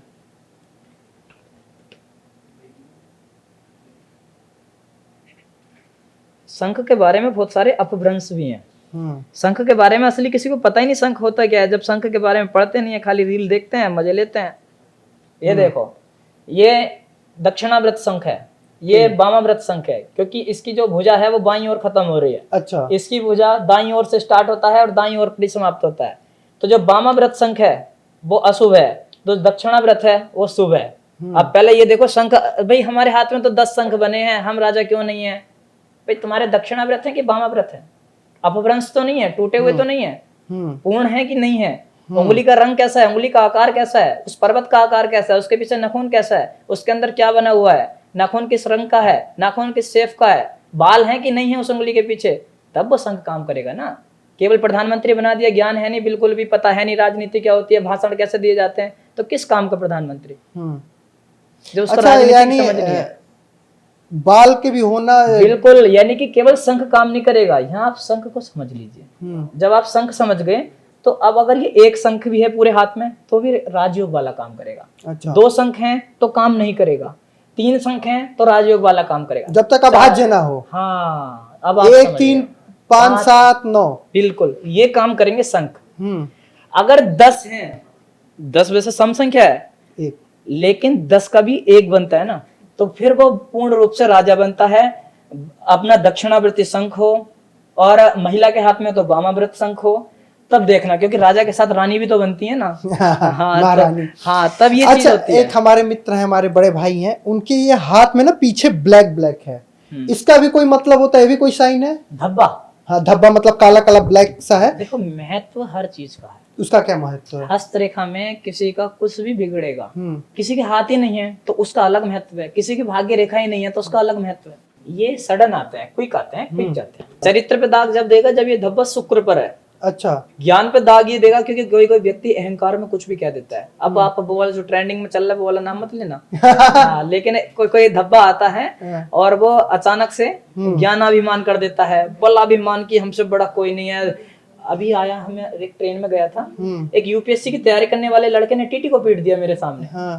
अभी की बात है, आज ही की बात है।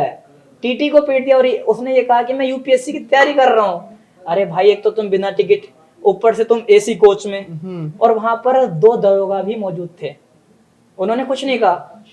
तो फिर हम भी देख रहे थे और यात्री भी देख रहे थे। तो टीटी ने बाद में यात्रियों से कहा, आपने मेरे सपोर्ट में क्यों नहीं बोले? तो यात्री चुप थे, क्योंकि वे भी उनके साथ कुछ ऐसा, गरीब आदमी को वो भी नहीं बैठने देते ना एसीओ में, तो गरीब आदमी क्यों बोले?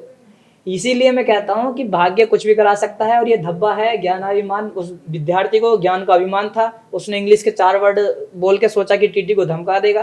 टीटी ने उसके नाम बहुत सारी कार्यवाही करने की बात करी। उसने कहा कि मैं इसका भविष्य भी बर्बाद कर सकता हूँ, लेकिन मैं उम्र में ज्यादा बड़ा हूँ। उसके पिताजी साहब थे, पिताजी ने उसके पैर पकड़े टीटी साहब के, और पिताजी के बेटे से भी पैर पकड़वाए कि अगर तो यूपीएससी सब मिल जाएंगी, अगर एफआईआर हो गया फिर कोई नौकरी नहीं। हाँ, तो यही चीज है, ज्ञान अभिमान करा देता है, बलाभिमान करा देता है। यानी धब्बे पीछे होना आपको अभिमान करा देगा, जिस उंगली पे हुआ उस ग्रास से संबंधित करा देगा। अब एक लाइन होता है कि फिश साइन क्या होता है? अच्छा, देखो ये तो आपने ट्रेंड वाला प्रश्न पूछ लिया। जिसे देखो, मछली का साइन बना है अरबोपति बनेगा, मछली का साइन बना है करोड़पति बनेगा, मछली का साइन बना है तो रंक से राजा बन जाएगा, रातों रात किस्मत पलट जाएगी।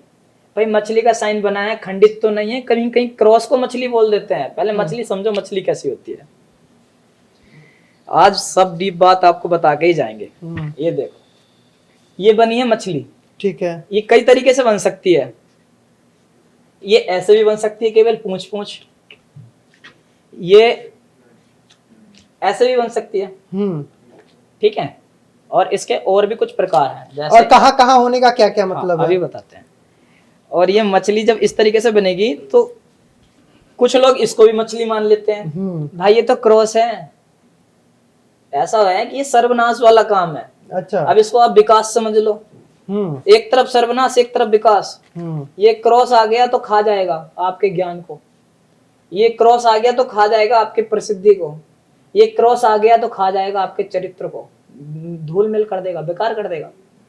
आपने देखा बड़े बड़े मंत्री कैसे जेल चले गए, बड़े बड़े संत महात्मा पुरुष जेल चले गए।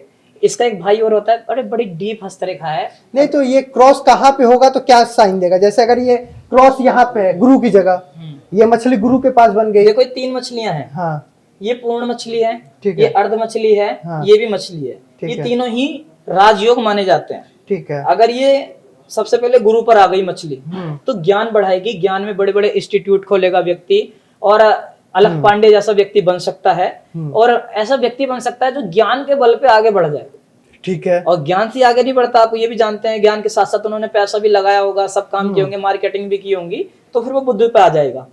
तो बुद्ध पर या यहाँ पर कोई ना कोई इनकी मछली जरूर होगी, ठीक है। फिर भी प्रसिद्धि भी पाए हैं, तो हो सकता है सूर्य पर हो। अच्छा, तो अलग अलग काम इस मछली का होता है। अगर मछली बनी है गुरु पर, या फिर गुरु के किसी पर्व पर, या फिर गुरु के फर्स्ट पोरो पर, सेकंड पोरो पर, थर्ड पोरो पर, तो देखना पड़ेगा मछली बनी कहाँ है, पूर्ण है, अधूरी है, या क्रॉस तो नहीं है, या फिर इस मछली के साथ कोई गलत साइन तो नहीं आ गया, ठीक है। अगर मछली पूर्ण रूप से बनी है, अच्छी बनी है, तो ये परिवार व्यक्ति बहुत अच्छा चलाता है। इतना अच्छा परिवार चलाता है, सभी रिश्तों की समझ होती है, और वेल्थ और हेल्थ में गुड रहता है, बहुत अच्छा रहता है। अगर राहु पे मछली बन गई तो ये तो शेयर मार्केट वाले आदमी हैं, इन्हें चाहिए पैसा तगड़ा, और शेयर मार्केट में रातों रात नाम चाहिए। कोई ऐसा जुआ लगा दूं जो रातों रात किस्मत पलट जाए, तो भाई ऐसे व्यक्तियों की लॉटरी लगने के चांस रहते हैं, इसमें कोई दो। अगर वही केतु पे बन गया, केतु पर बन जाए तो व्यक्ति, आप वृंदावन में जाके देखना, WWE के महान रिंकू सिंह भजन में लग गए, तो ये भजन में लगा देती है, ये मोक्ष, फिर कुछ नहीं चाहिए। अच्छा, मोह से परे बस। अगर केतु पर मछली आई फिर कुछ नहीं चाहिए। अगर वही राही पे तो मोह के जाल में। हाँ, और राहु पे चाहिए तो सब कुछ चाहिए, लाओ जल्दी, इनकमिंग। हाँ, इसी में आता है अर्ध चंद्रमा, और ये भी 9 ग्रह पर पूरे पे बनेगी। अभी तो ये शुक्र पर बन गई, तो व्यक्ति रातों रात, अभी देखने के लिए मिला तो फॉर्चुनर में था, थोड़ी देर में देखा तो मर्सिडीज में है। फिर भाई कहाँ से आ रहा है पैसा? रातों रात बदल देता है। अभी देख रहा है तो पत्नी भी सुंदर है, सुंदर ही व्यक्ति, सुंदरता भी, सुंदर पत्नी मिलना भी एक अपने आप में राजयोग है। अच्छा, गुण से सुंदर हो सकती है, केवल शकल से नहीं। हाँ, अच्छी सुंदर वही होता है, हाँ, सुंदरता असली। मन से सुंदर, शरीर से सुंदर पत्नी मिलना अपने आप में एक राजयोग है। अगर अच्छा जीवन साथी किसी को मिल जाए तो उसके भाग्य से व्यक्ति करोड़पति, अरबपति, खरबपति बन सकता है। अपना भाग्य तो बहुत पीछे रह जाता है। अगर आपका कोई ऐसा व्यक्ति हाथ पकड़ ले, जैसे आपने हमारा हाथ पकड़ लिया, तो आप जिस न्यूज पे चाहो हमें ले जाओ, और हमने आपका हाथ पकड़ लिया तो हम जोन सा साइन चाहे वो आपको आज समझा के चले जाएं। आपके मन में कोई भी गुप्त बात हो वो हम आपको क्लियर करा दें। तो हाथ पकड़ना बहुत मेन होता है। वैसे अगर एक अच्छे जीवन साथी ने हमारा हाथ पकड़ लिया तो वो हमें समझ देगा कि इस दुनिया के चकाचौंध से बचो, कौन तुम्हारा अपना है, कौन पराया है। तो इसलिए एक अच्छी पत्नी का मिलना बहुत जरूरी। अच्छा, यही होता है कि हाथ पे आधा चंद्रमा बन जाता है, उसका क्या मैसेज होता है? अर्ध चंद्रमा जब हम दोनों हाथों को मिलाते हैं आपस में, ये कहता है कि बहुत हाँ, सुंदर, चांद। हमारे गांव में कहते थे कि अच्छा दोनों चांद मतलब बहुत सुंदर बीवी मिलेगी। बहुत सुंदर बीवी मिलेगी। तो कहीं ना कहीं ये सत्यता है, इसमें कोई झूठ बात नहीं है। अच्छा। ऐसे व्यक्ति लव मैरिज करना भी पसंद करते हैं, और लव मैरिज भी नहीं करते तो अपनी पत्नियों को भी दुखी नहीं रखते। अच्छा। अपने जो पार्टनर है वो उसको कभी दुखी नहीं रखते, चाहे महिला हो चाहे पुरुष हो। उनका कम्युनिकेशन बहुत अच्छा बनता है, रिश्तों में बहुत सिंसियर होते हैं, तीसरे की एंट्री नहीं आने देते, बड़े घुल मिल और प्यार से रहते हैं, क्योंकि दोनों हृदय से अच्छे होते हैं। अगर दिल से दिल मिल जाए तो फिर और क्या चाहिए। मिले सुर मेरा तुम्हारा, बस वो वाली चीज है। तो अर्ध चंद्रमा बनना अपने आप में एक बहुत अच्छी बात है। अब अर्ध चंद्रमा का पूर्ण अर्थ समझो। अर्ध चंद्रमा क्यों बन रहा है? अर्ध चंद्रमा इसलिए बन रहा है क्योंकि आप अपनी हार्ट लाइन देखेंगे ना तो वो पूर्ण है, यानी साथ बहुत लंबा होगा, लंबे समय तक रिश्ता टिकेगा, टूटने की कोई उम्मीद नहीं है। ठीक है, कितनी बड़ी बड़ी संकट आ जाएं दोनों लोग हंस के उसको झेल लेंगे। तो इसलिए अर्ध चंद्रमा बनना वास्तव में एक राजयोग है, इसीलिए इस पे रील्स भी बनती हैं, इसीलिए इसको लोग प्रचलित करते हैं। तो अर्ध चंद्रमा जैसी कोई चीज नहीं होती, इसकी आकृति चंद्रमा जैसी दिखती है, इसलिए अर्ध चंद्रमा कहते हैं। वास्तव में ये दोनों हार्ड लाइन पूर्ण होती हैं। तो ये समझा जाता है कि बहुत अच्छा जीवन साथी मिलता है। और यहीं से यानी तलाक के बारे में भी पता किया जा सकता है। देखो, तलाक के लिए 20 रेखाएं होती हैं। ठीक है, 20 रेखाएं तलाक करा सकती हैं। कौन कौन सी? एक रेखा है उसमें शादी की रेखा, जिसको हम कहते हैं शादी की योग्यता की रेखा। ठीक है। लोग अक्सर इसे शादी की रेखा मान लेते हैं, जो मतलब ये साइड में होता है। हाँ, इसको पूर्ण रूप से शादी की रेखा मान लेते हैं, लेकिन ये पूर्ण रूप से शादी की रेखा नहीं है। ये केवल ये बता सकती है कितने आपकी शादी के योग बनेंगे और कब कब किस किस फेज में बनेंगे, ये इसको कैलकुलेशन बताती है।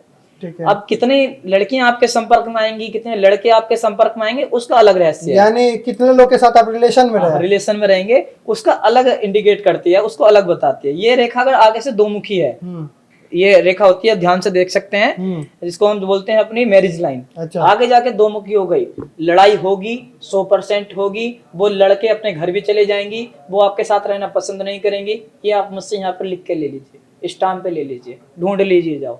अच्छा, यानी ये लाइन के आगे जाके ये दो लाइन हो जाए तो वो झगड़ा हो जाएगा, तलाक हो जाएगा, अलगाव हो जाएगा। अच्छा, इसी में एक और चीज आता है जो अरबाज खान साहब के साथ हुआ।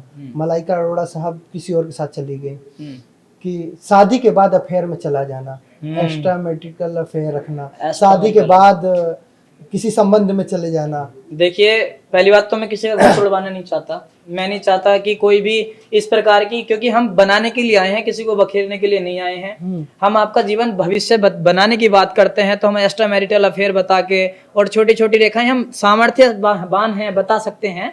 लेकिन भाई बहुत सारे परिवार जुड़े हुए हैं, अब लोग अपने एकदम तत्काल महिलाएं अपने पति का हाथ खींच लेंगी देखने और जो पुरुष हैं वो एकदम अपनी महिलाओं के हाथ को कहेंगे लाओ दिखाओ अपना हाथ, एक गुरुजी बता रहे हैं, और झगड़ा करेंगे। लेकिन फिर भी कहा हो, अब मैं केवल संकेत करता हूं, इस जीवन रेखा पर से कोई रेखा कट मारकर मस्तिष्क रेखा में मिल जाए तो उस समय पे कोई ना कोई पार्टनर जीवन में आता है, बहुत प्यारी प्यारी बात करता है, ऐसा लगता है कि इस सारे जीवन में सब कुछ हरा भरा है, ये कितना बढ़िया जीवन है। और यहीं पर अगर ये रेखा आधी है तो कोई बड़ा रिलेशन चलता नहीं है। अब ये रेखा कौन सी है, दर्शक बहुत उतावले होते हैं इस रेखा को जानने के लिए, तो मैं रेखा ही दिखा देता हूँ एक्स्ट्रा मैरिटल अफेयर की। ये ना दिखाऊं? नहीं, दिखा दे, सबको पता होना चाहिए।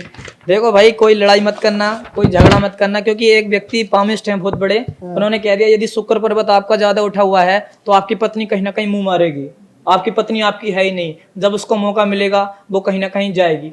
अरे भाई ऐसा नहीं है, किसी के घर के संस्कार अच्छे होते हैं, कुछ कर्म भी अच्छी करती हैं, भगवान को मानते हैं, अच्छा परिवार की बात भी होती है, कर्म नाम की भी तो कोई चीज है, कर्म से अपना भाग्य बदला जा सकता है।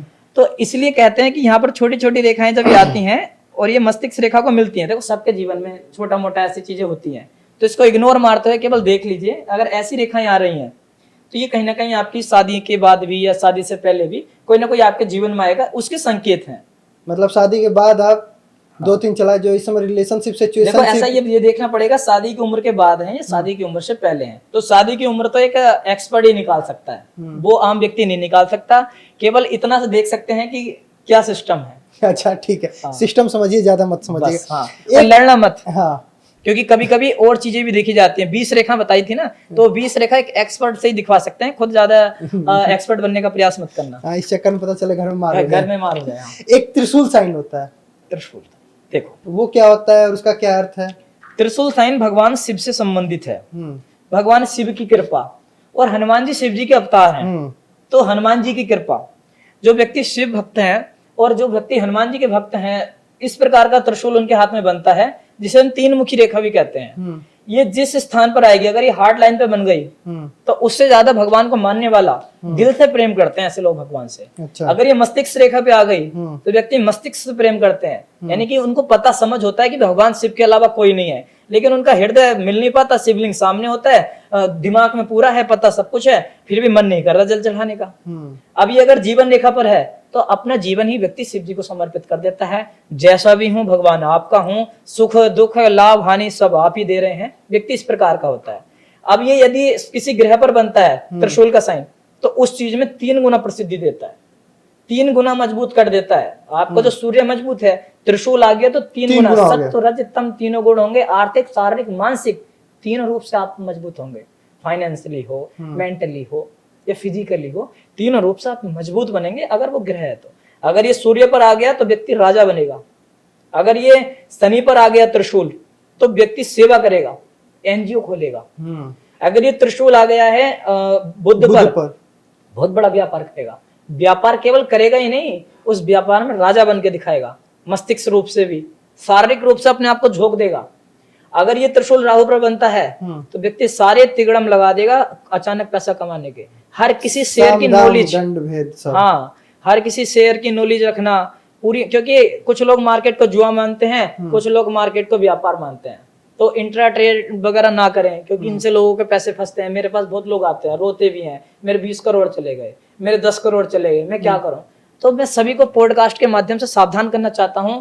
बहुत सारे मेरे पास क्लाइंट ऐसे आ रहे हैं जिनके 5-5 करोड़ शेयर मार्केट में ट्रेडिंग करके डूब चुके हैं। इसलिए भाई इस चीज को मत करो। कोई इन्वेस्टिंग करनी है कर लीजिए, उसकी भी पहले अच्छे से समझ रखो, एक एक्सपर्ट से जानकारी लो, खुद एक्सपर्ट बनो। ऐसे अपने पैसा, कीमती पैसा लोन पर लेकर, पैसा रिश्तेदारों से लेकर पैसा बर्बाद मत करो। बहुत लोग मेरे जानने वाले भी हैं। हाँ, 2 मुखी रेखा भी होता है। अब ये 3 मुखी रेखा थी, इसका नाम त्रिशूल रखा गया। अब जो यहाँ पर 2 मुखी रेखा है, वो हर रेखा की पावर डबल हो जाना है। अच्छा, डबल इंजन की सरकार है तो धमाका मचा रही है। ऐसी डबल अगर रेखा हो जाए, हृदय रेखा 2 मुखी हो जाए, तो व्यक्तित्व का बहुत धनी होता है। अच्छा, जैसे ये ऐसे 2 निकल गया है तो उसका, तो व्यक्ति अपने पार्टनर को कभी दुखी नहीं कर सकता। पार्टनर के साथ साथ अपने माता पिता को दुखी नहीं कर सकता। वो खुद घाटा खा लेगा, लेकिन किसी को घाटा नहीं होने देगा। वो आदमी ऐसा है कि करोड़ों का लॉस भी हो जाए तब भी उतावला नहीं होगा कि ये कर दो, वो हो जाए, शांत रखेगा, यानी अधीर नहीं होगा। हाँ, वो व्यक्ति ऐसा है कि 4 आदमियों का भला जिस बात में है उसमें मेरा भला है, पंचों की बात को मानने वाला होगा। और अगर ये रेखा 2 मुखी है, तो मान लीजिए ये व्यक्ति व्यवहारिक है, सामाजिक है, व्यवहारिक है, इसको समझ है, रिश्तों की बहुत अच्छी समझ है। मस्तिष्क रेखा 2 मुखी हो गई है, ये थोड़ा सा तिगड़ा दिमाग लगाएगा भी है। अच्छा, समझ में नहीं आता क्या करें। हाँ। भाई विदेश भी जाने का मन होता है, कभी कभी कोई बहुत फॉरेन ट्रिप कर दें, कोई बड़ा धमाका विदेश से ले आए, कोई नया प्रकल्प शुरू कर दें, पूरी योजना बना के रात रात में क्रिएट करके सो जाता है। जब सुबह उठता है तो वो योजना क्या थी, पर थोड़ा थोड़ा संज्ञान में रहता है, बात आधी खत्म। निर्णय लेना बड़ा मुश्किल हो जाता है, लेकिन दिमाग बहुत होता है, दिमाग बहुत तेज होता है। उड़ती चिड़िया के पर गिन देता है, मतलब एक दोहा है, उड़ती चिड़िया के पर गिन देना, यानी कि दूर से ही देखते ही व्यक्ति के अंदर की सारी चीजों को भाप लेना, ऑब्जर्व करना हर प्रकार की चीजें। ये अच्छा भी है और दिक्कत नहीं, ख्याली पुलाव भी थोड़ा बना लेना ज्यादा है, दिमाग में सारी योजनाएं बुन दें, पता चला सुबह कुछ नहीं। ठीक है, एक होता है स्वास्तिक रेखा। देखो, जीवन रेखा अगर 2 मुखी हो जाए, तो व्यक्ति समुद्र के किनारे या फिर कहीं पानी में या फिर कहीं विदेश में अपने शरीर को छोड़ता है। अपने घर उपलब्ध नहीं होता। अच्छा, उसर्ण मरण विदेश हाँ जो हमारे कहते हैं, कि अगर हो गया तो दो, आप कह रहे दो हो गया तो उसर्ण मरण विदेश, कहीं बाहर ही जाकर मरना है। हाँ, बस ऐसा है, क्योंकि उसका जो सारा काम धाम रहता है वो अपना बाहर ही जाकर करना प्रयास करता है, जिसके दो मुखिया, तो बाहर से पैसा कमाएगा खूब और आके गांव में खर्च करेगा, या फिर वो बाहर जाएगा, यानी कि कुल मिला के मृत्यु के समय में वो घर पर उपलब्ध नहीं होगा। और आजकल रेखाएं ज्यादा देखी जाती हैं तो बड़े बड़े हॉस्पिटलों में ज्यादातर आजकल लोग प्राण त्याग रहे हैं, घर में तो बहुत कम है। आप पूर्ण जीवन जिए, स्वस्थ हो, मस्त हो, भगवान से मेरी विशेष प्रार्थना है। जो भी हमें देखता है भाई, अपने घर में पूर्ण रूप से अपनी पूर्ण आयु में अपने पोते पोतियों को देखकर खूब पैसा कमाकर जब अपने प्राणों को छूने, कितनी अच्छी बात है। नहीं, ये भी बात बहुत सही है। तो हम स्वास्तिक रेखा की बात कर रहे थे, स्वास्तिक रेखा कहाँ पे होता है, उसका क्या महत्व है? देखिए, इस दुनिया में 99.9% व्यक्तियों को भगवान ये साइन नहीं देते हैं। अच्छा, क्योंकि ये साइन अपने आप में एक रेयर साइन है। और स्वास्तिक दो होते हैं, लौकिक स्वास्तिक और वैदिक स्वास्तिक। लौकिक स्वास्तिक आजकल ट्रेंड में से करके बना देते हैं, वो ओरिजिनल स्वास्तिक नहीं है। महत्वता है, धर्म की अच्छा है, ठीक है, लेकिन हस्तरेखा शास्त्र से जुड़ा हुआ नहीं है। हस्तरेखा शास्त्र का स्वास्तिक ऐसा कभी बन ही नहीं सकता। आप मुझे दिखाओ किसी का हाथ जिसमें ये जो लौकिक स्वास्तिक है वो बना, उसमें वैदिक स्वास्तिक बनता है, वो भी 99.9% व्यक्ति के हाथ में बनता ही नहीं, क्योंकि अपने आप में बहुत बड़ा राजयोग है। ऐसा व्यक्ति रातों रात फेमस होता है, ऐसा व्यक्ति रातों रात नाम बनाता है।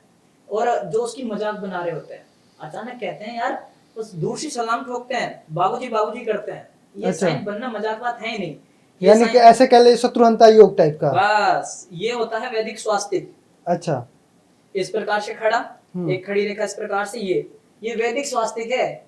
ये आपको रील में कोई नहीं बताएगा, क्योंकि रियल समुद्र शास्त्र में मिलता है, इतना कोई पढ़ता नहीं है, जाता नहीं है। 2 दिन के लिए रील देख रहे हैं, अच्छा लगा, मनोरंजन के लिए देख रहे हैं, ऐसा नहीं है। कोई डीप पढ़ेगा, जानेगा, तब उसको पता लगेगा ये वैदिक स्वास्तिक साइन है। और ये 99.9% व्यक्ति को भगवान देते नहीं। मैंने भी सिर्फ 1-2 व्यक्ति के हाथ में देखा, वो भी बड़े रेयर व्यक्ति थे, बहुत ज्यादा ऊंची क्वालिटी के व्यक्ति थे। तो आप देख लो, आपके हाथ में नहीं मिलेगा। आप देख लो, यहाँ पर बहुत सारे लोग उपस्थित हैं, आप देख लो, किसी के हाथ में मिलेगा ही नहीं। तो क्योंकि ये बहुत रेयर है, क्योंकि हम लोग अभी इतने बड़े नहीं है कि हम बहुत ही बड़े, हमारे राज्य की सरकार हमारे हाथों में हो, तो पूरे देश का व्यापार हमारे हाथों में हो, ऐसा कुछ नहीं है। एक तो ये हो गया, दूसरा वाला क्या होता है? दूसरा साइन जो रेयर होता है वो होती है 2 खड़ी रेखाएं। ये अच्छा, ये 2 खड़ी रेखाएं एक साथ, इसे ऊर्ध्व रेखा कहते हैं। अगर ये रेखा हाथ में है, जीवन रेखा से निकलकर ऊपर के लिए जा रही है, तो प्रोग्रेस होगी। अच्छा, 100% प्रोग्रेस होगी। इस प्रकार से ये देखिए खड़ी रेखा है, ये 2 खड़ी रेखा है। तो व्यक्ति जब हताश हो जाता है, निराश हो जाता है, परेशान हो जाता है, लगता है यार मेरे जीवन का कोई उद्देश्य नहीं है, तो अचानक से एक उम्मीद जगती है, अचानक से एक मौका मिलता है भगवान के द्वारा, तो व्यक्ति ने अगर वो मौका पकड़ लिया तो फिर उसे कोई नहीं रोक सकता। ओके, तो ये हो गया स्वास्तिक रेखा। स्वास्तिक, और स्वास्तिक 9 ग्रहों पर अलग अलग बनता है, वो हम किसी अगले पॉडकास्ट में बताएंगे, क्योंकि इसके लिए बहुत समय चाहिए। स्वास्तिक 9 ग्रहों पर बनेगा और मछली का साइन 9 ग्रहों पर बनेगा, तो कितना समय चाहिए ना, एक ही पे 1 घंटा चला जाएगा। और ऊपर से फिर इन पर्वों पर बनेगा, है ना। तो रेखाओं अभी तो हम बस स्वास्तिक और ये सब को समझते हुए चले। एक होता है कि मतलब आजकल सबसे ज्यादा लोग को बीमारी अगर कुछ है तो एंजाइटी है, डिप्रेशन है। हर दूसरा व्यक्ति किसी ना किसी चीज को लेकर डिप्रेस्ड है, किसी ना किसी चीज की उसको एंजाइटी है। तो वो कहाँ पे रेखा, कौन सी लाइन ऐसी है कि अगर हाथ में है तो आप अपने मित्र का, अपने पत्नी का, अपने पति का, अपने दोस्त का, अपने बंधु, अपने सखिया का ये जान सकते हैं कि भाई इसको डिप्रेशन है? देखो, सबसे पहले तो मैं ये कहना चाहूंगा कि डिप्रेशन जिस भी व्यक्ति को हो रहा है, वो अपने घर से, मित्रों से, परिवार वालों से मिलजुल कर रहे।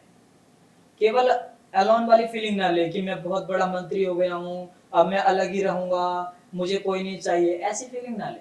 या तो आपके अंदर इतनी परिपक्वता हो कि आप भजन कर सकते हैं अकेले में रह के, राधा नाम जप कर सकते हैं, तब अकेले रहे, वरना अपने मित्र सर्कल में रहे, फ्रेंड सर्कल में रहे। जीवन मिला है, हंसी खुशी के लिए मिला है, लेकिन फिर भी अगर कोई डिप्रेशन में आ गया है, कोई तनाव में आ गया है, तो 100% उसकी जो जीवन रेखा है उस पर कुछ राहु रेखाएं काट चुकी हैं। उसकी जो मस्तिष्क रेखा है उसको कुछ राहु रेखाएं काट चुकी हैं। एक्सपेरिमेंट करके देख लो। हो सकता है आप तनाव में चल रहे हैं, हो सकता है मैं तनाव में चल रहा हूँ, क्योंकि भले से हम ज्योतिषी हैं, तनाव में हम टेंशन तो हो ही सकता है, घर परिवार, किसी भी प्रकार की टेंशन हो सकती है। हो सकता है हमारे पास फाइनेंस बहुत है, लेकिन हम जो चाह रहे हैं वो ना हो रहा हो, या फिर कोई अचानक ये तनाव बनता है। और ये तनाव जब भी बनता है जब इस प्रकार से जीवन रेखा को कोई रेखा काटती है। आप ध्यान से देख सकते हैं। अच्छा, ये जो लाइन है ये हाँ। इसके ऊपर होगी और ये पूरा क्रॉस कर जाएगा। ये पूरा क्रॉस करेगा और क्रॉस जहाँ करा वो आपको पागल कर देगा, अच्छा। मानसिक रूप से ऐसा कर देगा कि आपको समझ ही नहीं आएगा, आपको जीवन बर्बाद लगने लगेगा। आपको लगेगा मुझसे ज्यादा मूर्ख व्यक्ति कोई नहीं है, मुझसे ज्यादा बेरोजगार कोई नहीं है, सब कुछ आपके पास है फिर भी शांति नहीं है। सब कुछ है, पैसा है, दौलत है, सब कुछ है, फिर भी आपको ऐसा लगेगा कि मेरे जीवन का उद्देश्य ये पूरा नहीं हुआ, मुझे वो वाला पार्टनर नहीं मिला, अब मुझे मर जाना चाहिए, ऐसी फीलिंग आएगी। और इसके साथ साथ जो आत्महत्या लोग करते हैं उनके चंद्र पर्वत पर क्रॉस होता है, ऐसे लोगों की फीलिंग्स बहुत खराब होती हैं। अच्छा, जिसका यहाँ पे खराब होता है, ऐसे लोग मरना तक पसंद करते हैं। तो मेरे भाई ये जीवन बड़ा अनमोल है, 84 लाख योनियों में भटकने के बाद ये जीवन मिला है, कोई ये मक्खी मच्छर थोड़ी ना है कि ऐसे किसी ने मार दिया। तो अपने आप को, अपने अंदर जोश लाओ, ऊर्जा लाओ, ताकत लाओ। ऐसे क्या है कि एक साइन से आप हार जाओगे? भाई भजन करो, कुछ नहीं हो रहा। प्रेमानंद जी महाराज जी को सुन लो, कुछ नहीं हो रहा। प्रेमानंद गिरी महाराज जी को सुन लो, फिर भी कोई ऐसे किसी महान संत को सुन लो जो आपको पसंद है, उनको सुन लो। आप अपने गुरु को सुन लो। भाई भगवान राम जी के जीवन में कितनी कितनी समस्याएं आई। भगवान कृष्ण तो बचपन से उनको मारना चाहा, वो तो बड़े भी नहीं हुए थे। तो जब हमारे भगवानों को समस्या आ रही है तो हमें क्यों नहीं आएंगी? सही बात है। शिव जी को इतनी समस्याएं आई, उनका भी अपमान हुआ, अपने ससुर ने किया, ससुर ने किया। तो अगर आपके ससुर या आपको कुछ आपके जो साले हैं वो कुछ बोल दे रहे हैं तो उनका भी सम्मान करो भाई। ऐसा नहीं है कि एकदम एक सम्मान से है। आजकल सबसे बड़ी बीमारी ना कैंसर चली है, होती है 6 महीने के अंदर टिकट कट गया। तो अगर आपके हाथ में कैंसर लाइन भी नाम की कोई चीज है या कैंसर रेखा नाम की कोई रेखा, साइन में आपको बता दूंगा, चेक आप कर लेना। कुछ विद्वानों का मानना है कि जीवन रेखा पर सीधे आते आते अगर काले रंग का कोई पॉइंट या फिर तिल आ जाए जीवन रेखा पर, या फिर बहुत ज्यादा राहु रेखाएं काट रही हैं, मस्तिष्क रेखा और जीवन रेखा बहुत दूर है और बीच से कट हो गया, वो कोई मेल भी नहीं है बहुत दूर तक, या कोई सफेद कलर का दाग आ गया, तो समझ जाना ये कैंसर हो सकता है, ये ब्लड कैंसर हो सकता है, ये माइंड कैंसर हो सकता है, दिमाग का कोई कैंसर हो सकता है। कैंसर भी कई प्रकार के होते हैं। मस्तिष्क रेखा से रिलेटेड है तो दिमाग का कैंसर, जीवन रेखा पर है तो रक्त संबंधित कैंसर, कुछ भी हो सकता है। भगवान ना करे किसी को ये साइन मिले, लेकिन मिले हो तो तत्काल डॉक्टर से मिले, किसी झाड़ फूक किसी रेखा वाले के चक्कर में ना पड़े। मैं खुद एक ज्योतिषाचार्य हूँ, फिर भी मैं कह रहा हूँ किसी के चक्कर में ना पड़े, ग्रहों का उपाय करें, मतलब औषधि लें, क्योंकि आयुर्वेद जुड़ के चलता है ज्योतिष से, रत्न जुड़ के चलते हैं ज्योतिष से। तो कुछ ना कुछ ऐसा नीम गिलोय होता है, जैसे बुखार आता है नीम गिलोय रिप्रेजेंट की जा सकती है, तो ज्योतिषी से सलाह ले वो अच्छी बात है, लेकिन जाएं डॉक्टर के पास, क्योंकि अगर सारा काम चमत्कार से होता तो धीरेन्द्र शास्त्री जी कैंसर हॉस्पिटल नहीं खोलते। सही बात। डॉक्टर के पास जाओ, अगर बहुत सारी राहु रेखाएं काट रही हैं और एक रेखा टूटकर कुछ जुड़ ही नहीं रही है, तो डॉक्टर से अपनी पूरी बॉडी का चेकअप कराओ। हाथ काला पड़ता चला जा रहा है, पीला पड़ता चला जा रहा है, तुरंत जाओ अपनी बॉडी का चेकअप कराओ। मैं गारंटी देता हूँ उसको कोई ना कोई बड़ी रोग जरूर मिलेगा। जिसका हाथ पूरा पीला हो गया उसको जाके कराना चाहिए। एक होता है मणिबंध रेखाएं, इसको क्या कहते हैं? मणिबंध रेखाएं क्या होती हैं? तिवारी जी, जो मणिबंध रेखाएं हैं ये मूल है। जैसे माता पिता से बच्चे का उद्गम है, वैसी सारी रेखाओं का जो महत्व है, निचोड़ है, वो मणिबंध है। इनको ब्रेसलेट लाइन बोलते हैं। आधुनिक जगत पता नहीं क्या क्या करेगा, हर चीज का नाम बदल के आधुनिक ब्रेसलेट लाइन बोल के लोग समझते हैं बहुत बड़े तुरंत खा हो गए। अरे नहीं भाई, ये तो मणिबंध के नाम से जाना जाता है, मणिबंध है ये। इसमें कंकड़ रेखा कहते हैं। अच्छा, कंकड़ रेखा मतलब मणिबंध, क्योंकि कंकड़ के जैसे होती है, ये कभी स्पष्ट सीधी जीवन रेखा की तरह होती नहीं है, ये ऐसे चलती है चैन के जैसे। एक मणिबंध बना के दिखाते हैं। मणिबंध रेखा राजयोग है। अच्छा, बहुत बड़ा राजयोग है, छोटा मोटा राजयोग नहीं है मणिबंध। मणिबंध की 3 रेखाएं होती हैं। अगर ये अच्छा, ये नीचे होता है। हाँ, अगर एक मणिबंध है ऊपर वाला तो व्यक्ति धनवान रहेगा, दूसरा मणिबंध है तो व्यक्ति ज्ञानवान रहेगा, तीसरा मणिबंध है तो व्यक्ति धनवान भी रहेगा, ज्ञानवान भी रहेगा और सम्मानित भी रहेगा, आयु भी लंबी रहेगी। तीनों चीज उसको मिलेंगी। और यदि ये 4 मणिबंध हैं तो व्यक्ति राजा रहेगा। 4 मणिबंध हैं तो व्यक्ति राजा के जैसा जीवन जिएगा। अगर ये मणिबंध टूट गए तो मैं बता रहा हूं व्यक्ति पितृदोष से पीड़ित है। पितरों को मना लो, वरना कोई भी देवता कृपा नहीं करेगा, कुल देवी भी जब तक प्रसन्न नहीं होंगी, जब तक प्रसन्न पित्र अपने प्रसन्न नहीं है। अगर ये मणिबंध रेखाएं टूट रही हैं तो 100% पितृ दोष है। 101% हो सकता है, कम नहीं है। ये मणिबंध रेखाएं स्पष्ट क्लियर है तो अपने आप में राजा हो, मौज करोगे, संतान भी मिलेगी, धन भी मिलेगा, सुंदर पत्नी मिलेगी, गाड़ी मिलेंगी और अच्छा ज्ञानवान भी मिलेगा। ज्ञान के बिना काम थोड़ा चलता है। आप सुंदर पत्नी का जिक्र किए, आजकल जितने लोग अभी इसको देख रहे हैं ना, खासकर जो कुंवार है, वो बहुत जानना चाहते हैं कि मेरी शादी होगी तो कैसे होगी, लव मैरिज होगी या अरेंज मैरिज होगी। सब लोग प्यार में होते हैं और प्यार वाले ये जानना चाहते हैं कि हमारा जो प्यार है वो सक्सेस हुआ या नहीं। अपना वो खुद में बैठ के इस समय हमारा वीडियो देख रहे हैं तो अपने हाथ के हथेली को देख के कैसे समझ पाए उनका लव होगा या अरेंज। देखो कुछ रेखाएं सिम्टम बताते हैं, अपने हाथ को आगे कर लो। देखो अगर ये जुपिटर की उंगली है, इसके नीचे एक क्रॉस बन गया है, हृदय रेखा दो मुखी हो गई है। अपने पार्टनर का हाथ भी देखो, उसमें भी हृदय रेखा दो मुखी हो गई है, तो पहला संकेत बन के तैयार हो गया है। ये रचना आपकी नहीं है, बहुत पहले से रची हुई आई है, ठीक है, क्योंकि बिना भगवान की इच्छा के कोई शादी नहीं कर सकता, ठीक है। अगर ये दोनों साइन मिल गए तो हृदय दोनों पे मिल गए। उसके बाद आपके हाथ में भी जीवन रेखा, जो रेखा जीवन रेखा है, उससे एक रेखा निकलकर मस्तिष्क रेखा तक मिल रही है और पूर्ण रूप से मिल रही है, और उससे पहले एक आधी रेखा है और आपका कोई अफेयर रह चुका है, तो समझ लो अब मौका है शादी वाला। ऐसे पहले वाला आधा है, अब ये वाला पूरा है। अगर ये पहली वाली अधूरी रह गई है तो आपका कुछ नहीं होना, यहाँ से रेखा निकलकर और केवल जीवन रेखा तक ही काट रही है तो डिप्रेशन भी रह जाओगे। अच्छा, ये पूरा नहीं होगा। हाँ, पूरी भी है, दो मुखी भी है, और यहाँ पर एक सीधी स्पष्ट रेखा है, और बृहस्पति पर्वत अच्छा है, और शुक्र पर्वत अच्छा है, तो ऐसे व्यक्तियों की 100% है कि लव मैरिज हो जाती है। अच्छा, अगर इनमें से कुछ भी इनबैलेंस है तो कभी घर वाले नहीं मानते। अगर गुरु इनबैलेंस है, तो शुक्र इनबैलेंस है तो वो सामने वाला व्यक्ति पागल बना रहा होता है, झांसे में रखता है, झूठे प्रेम में रखता है। अगर ये दबा हुआ है, उस पे कोई क्रॉस है, इस पे जाल है, तो कहते हैं ये सब माया जाल है। बस बस बस, समझ गए आप, सब कहने की बात है। हाँ। एक तो अभी ये हो गया, हम मतलब युवाओं की सबसे बड़ी बात प्यार, और एक और सबसे बड़ी बात होती है कि उनकी नौकरी सरकारी लगेगी नहीं लगेगी, गवर्नमेंट जॉब है या नहीं है। प्राइवेट नौकरी तो कहीं भी हो जाएगा, सबको वही होता है कि नौकरी हो तो सरकारी हो। देखो, सरकारी जब भी नौकरी किसी को चाहिए तो सूर्य के पास जाना पड़ेगा, सूर्य रेखा लानी पड़ेगी, और सूर्य रेखा आप बना नहीं सकते, सूर्य रेखा भगवान देते हैं। तो नौकरी आपको नहीं आप नौकरी को नहीं चुनते, नौकरी आपको चुनती है। भूमि को आप नहीं चुनते, भूमि आपको चुनती है। फील्ड आपको नहीं चुनते, फील्ड आपको चुनता है। अगर ये सूर्य रेखा स्पष्ट क्लियर है तो पहला साइन बन जाता है सरकारी नौकरी का। अगर ये आगे जाकर दो मुखी होती है तो प्रमोशन का साइन बन जाता है, किसी अधिकारी बड़ा नेता बनने का राजनीति में बन जाता है। अगर ये सूर्य रेखा रुकती नहीं है, सीधी चलती चली जाती है, चलती चली जाती है, भाग्य रेखा को मिल जाती है, तो राजनीति में बहुत बड़ा नाम बनाएगा, सुनार हो सकता है बहुत बड़ा। सूर्य जितनी प्रसिद्धि दे दे कम ही कम है। अगर ये रेखा बड़ी है सूर्य रेखा, तो बड़े बड़े व्यक्तियों के हाथ में देखने के लिए मिलती है। छोटा कोई गरीब व्यक्ति देख रहा है तो भाई तुम्हारे हाथ में नहीं होगी, क्योंकि मैं जानता हूँ बिल्कुल 100% नहीं होगी। मैं अनुसंधान करता हूँ इस चीज का, तो मुझे पता है। ये बड़े बड़े नेता मंत्री जो पावर में लोग रहते हैं ना, उनके हाथ में बड़ी सूर्य रेखा होती है, छोटे मोटे लोगों के हाथ में नहीं होती। अब भाई हम भी तो छोटे मोटे ही हैं, हमारे हाथ में नहीं इतनी बड़ी सूर्य रेखा, ना हमें सरकारी नौकरी चाहिए। तो ये जो ऐसा ये लाइन है, लेकिन अब ये लाइन अब ऐसे ऐसे करके आता है, हो रही है। तो बहुत प्रयास करते हैं आगे, लेकिन कोई ना कोई टांग खींच देता है। तिवारी जी भी चाहते हैं कोई अपना बड़ा नाम बने, कभी जनता समर्थन नहीं करती तो कभी साथ वाले ही कुछ ना कुछ छेड़छाड़। लेकिन ये तब, लेकिन एक होता है कि लाइन छिड़ भी, लेकिन है। अब इसका क्या मैसेज है? पावर रहेगी, पावर रहेगा, बिल्कुल। आदमी दबेगा नहीं, डरेगा नहीं। जो कहना है पॉडकास्ट में दिखाना है, जो न्यूज में दिखाना है। भाई किसी के दम पे नहीं, अपने दम पे आगे बढ़ना है।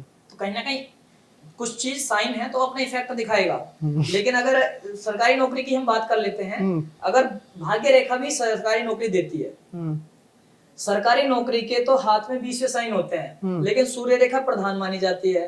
सरकारी नौकरी के लिए भाग्य रेखा है, शनि पर्वत अच्छा है, बैलेंस है, तो सरकारी नौकरी किसी ऐसे ग्रुप बी वगैरह में लग जाएगी। अगर सरकारी नौकरी फर्स्ट क्लास A1 चाहिए तो उसके लिए सूर्य से चाहिए। अगर सरकारी नौकरी किसी को ज्ञान के अध्यात्म के क्षेत्र में चाहिए, मतलब कि टीचिंग के लाइन में चाहिए, तो गुरु पर अच्छी चीजें होनी चाहिए, गुरु पर मछली होनी चाहिए, गुरु पर्वत बैलेंस होना चाहिए। अच्छा, हम बात कर रहे थे, चर्चा कर रहे थे, एक होता है वर्ड आता है एंजल लाइन। एंजल लाइन आखिर होता क्या है? एंजल लाइन मतलब भगवान शिव की कोई विशेष कृपा, भगवान हनुमान की आपके ऊपर विशेष कृपा है। आपको, आप मरते मरते भी बच जाएंगे। उस बस में आप जा रहे हो तो आपके भाग्य से सब लोग बच जैसे वो जाएंगे। प्लेन में बच गया। हाँ, ये अगर एंजल लाइन किसी के हाथ में है तो भगवान शिव की विशेष कृपा उस व्यक्ति के ऊपर है, अपने इष्ट की कृपा उसके ऊपर है, कुल देवी की कृपा उसके ऊपर है, अपने पितरों की कृपा उसके ऊपर है। वो व्यक्ति जहां भी जाएगा अपना नाम बनाएगा, और साथ में ये हमेशा देवता उसकी रक्षा करते हैं। भाई जिसको भगवान बचाने वाला हो उसको कौन मार सकता है, जिसके रक्षक भगवान हो उसका भक्षक कौन बने। तो ये रक्षक रेखा होती है, ये हर तरीके से जातक को बचाती है। अच्छा, एक बात और होता, प्रेत बाधा भी क्या हाथों से देखा समझा जाना जा सकता है, और उसका उपाय कैसे किया जा सकता है? तंत्र बाधा को समझने के लिए सबसे पहले ये समझिए, जब प्रेत बाधा तंत्र बाधा दोनों अलग अलग चीजें हैं। जब हम तंत्र बाधा के पास जाते हैं तो आपको क्रॉस देखने के लिए मिलेगा शनि के नीचे, और छोटा सा जाल देखने के लिए मिलेगा शनि के नीचे, और जो शनि पर्वत है वो काफी नीचे दब जाएगा, और आपका हाथ का जो रंग है वो काला होने लग जाएगा। साथ में जो आपकी रेखाएं हैं उनमें क्रॉस बनने लग जाएंगे, कट बनने लग जाएंगे, यानी किसी ने आपकी फील्डिंग बैठा दी है, किसी ने आपके ऊपर तंत्र करवा दिया है। करना क्या चाहिए? भगवान शिव का पूजन करना चाहिए, रुद्राभिषेक करना चाहिए, और राधा नाम का जप करना चाहिए, तो व्यक्ति बड़े से बड़े तंत्र को तोड़ सकता है, कोई इसको नहीं मार सकता। अच्छा, कहीं जाने की जरूरत नहीं है? बिल्कुल, घर पे ही उपाय संभव है? बिल्कुल।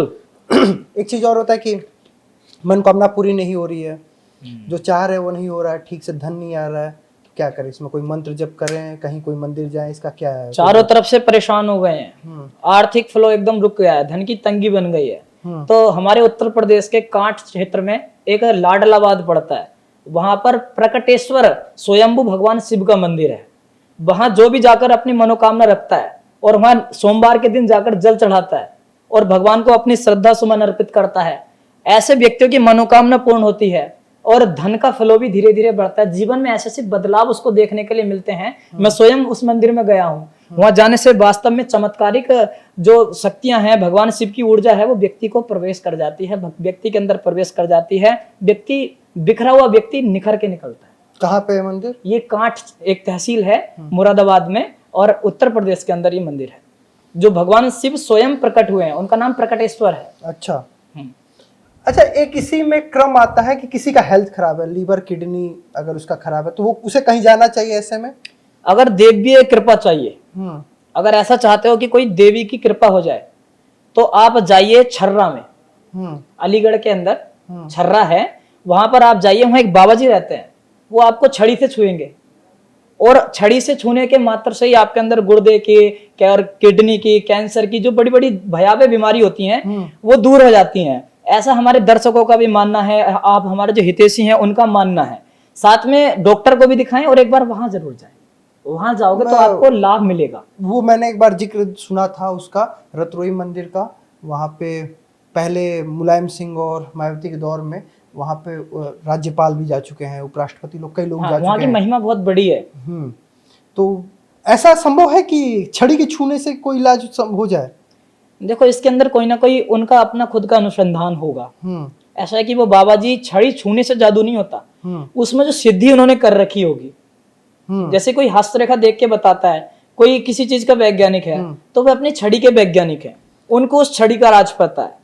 अब पता नहीं उसमें, जैसे कोई पानी से इलाज करता है, आप देखेंगे एक मनोना धाम है, वो पानी से इलाज करते हैं, कोई किसी चीज से इलाज करता है।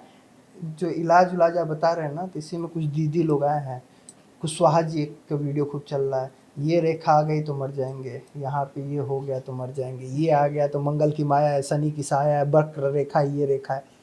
बड़ा डर है महाराज। ये सब और सिर्फ पाखंड, अंधविश्वास और फ्रॉड फैलाने का काम कर रही हैं। ये जो टैरो वाली दीदी नई नई आई हैं, इनको विषय का कोई नॉलेज नहीं है, इनको एस्ट्रोलॉजी का कोई नॉलेज नहीं है, और तनेजा जी इनका अच्छा इलाज करते हैं। एक तनेजा जी हैं, वो इनका अच्छा इलाज भी करते हैं। और साथ में चीज ये है कि भाई इस तरीके के फ्रॉड अंधविश्वास की, अगर आपके तिल है और काले कलर का तिल है बीचों बीच, अगर छाती के है तो 40 साल में मर जाएंगे, अर्ली एज में आपकी मृत्यु हो जाएगी, क्यों हमारी भोली भाली जनता को डरा रहे हो? क्यों इस शास्त्र का आप खंडन कर रहे हो, इसका नाश कर रहे हो? भाई आप पढ़ लो, सीख लो, समझ लो, रेखाओं को जान लो, फिर कोई बात बताओ। ट्रेंड के चक्कर में, रील के चक्कर में लोगों का भविष्य बर्बाद मत करो। कोई अपने पति के छाती पे तिल देख लेती है, उसे पता है उसके दिल पे क्या बीतती है, हमसे आके पूछते हैं, रोते हैं। कि हमारे पति के छाती पे तिल है। तब हमें वीडियो बनानी पड़ी और वो वीडियो लाखों लोगों ने देखी, मिलियंस में उसमें व्यूज हैं, यानी कि लोग उस चीज से परेशान थे। तो मैं सबसे हाथ जोड़ के रिक्वेस्ट करता हूँ, आप रील बनाओ लेकिन सच्ची बनाओ, झूठी मत बनाओ। यानी कि कोई विषय संबंधित बनाओ, गृह संबंधित बनाओ, रेखा के संबंधित कुछ तो हो। ऐसे फ्रॉड रील मत बनाओ। वे वायरल हो सकती हैं, वायरल हो जाएं, लेकिन वो डीप फेम है, आपका फेम नहीं है, और उससे लोग परेशान हुए हैं, उसमें समस्या आपको मिलेगी। अब नहीं तो बाद में आपको समस्या होगी। इसलिए मेरी दीदियों, आप अच्छी अच्छी रील बनाओ। आप टैरो के बारे में जानते हैं तो टैरो के बारे में बताओ। कृपया हस्तरेखा में हस्तक्षेप मत करो, ज्योतिष में हस्तक्षेप मत करो। कर रहे हो तो पहले सीखो, जानो, तब करो। अब चलते चलते आखिरी सवाल आपसे यही कि हमने फिश साइन देख लिया, स्वास्तिक निशान के बारे में जान लिया, त्रिशूल के बारे में जान लिया। अगर किसी को इस वीडियो में जितना उन्होंने देखा, अगर कोई अपनी रेखा वहाँ पे बढ़ानी है, कोई ऐसी रेखा लानी है, कोई ऊर्जा होना चाहते हैं, कोई भाग्य अपना बदलना चाहते हैं, रेखा अपना बदलना चाहते हैं, उन्हें क्या करना चाहिए और कैसे करना चाहिए? देखो, ये रेखाएं आपकी पटरी है, जीवन रूपी रेलगाड़ी इसके ऊपर चलती है। इस पटरी में कभी कभी ऐसा होता है कि स्टेशन आते रहते हैं, व्यक्ति उतरते रहते हैं। वैसे ही जब जीवन आगे बढ़ता रहता है, स्टेशन आते रहते हैं, व्यक्ति उतरते रहते हैं। अब ये पटरी किसी को बनाना हो तो सरकार के पास जाना पड़ेगा। अब सरकार के बिना पटरी कौन बनाई? तो कोई कॉन्ट्रैक्टर हो बड़ा, आम आदमी तो बना नहीं सकता। तो हमारी औकात नहीं कि हम रेखा बना दें। लेकिन हाँ, जिस डेवलपर ने हमें बनाया, ये पूरा रेलवे विभाग बनाया, जो उसको चला रहा है, वो इस चीज में चेंजिंग चाहे जहां बनाए वहां पटरी बना सकता है। तो जो भगवान है वो हमारी ये जो जीवन रेखा रूपी पटरी है, इसको सही दिशा में ले जा सकता है। भाग्य रेखा रूपी पटरी है, उसे सही दिशा में ले जा सकता है। अगर आपको वास्तव में अपने जीवन रूपी पटरी पे अच्छे से अपने जीवन को चलाना है तो उस परमपिता परमात्मा, उस भगवान की शरण में चले जाओ। सारी रेखाएं अच्छी होती चले जाएंगी, रातों रात आपकी किस्मत बदलेगी, आपके जीवन में बदलाव होगा। लेकिन उस भगवान को मानकर तो देखो, उस भगवान की शरण में जाओगे तभी तो। दूर से ऐसे थोड़ा ना तेरा तुझको अर्पण क्या लागे मेरा, वो भाव ले आओ। तो बहुत बहुत धन्यवाद आज हमारे साथ बतकही चौक पे आने के लिए, बैठ के रेखा शास्त्र, रेखा ज्ञान के बारे में बताने के लिए। आपको ये वीडियो कैसा लगा कमेंट करके बताइएगा। कुछ रेखाओं के बारे में अगर आपको जानकारी चाहिए तो कमेंट करिएगा, हम बहुत जल्दी फिर से एक बार बैठेंगे, उस पर भी बात करेंगे। आज के लिए फ़िलहाल इतना ही, मुझे दीजिए इजाज़त। राम राम।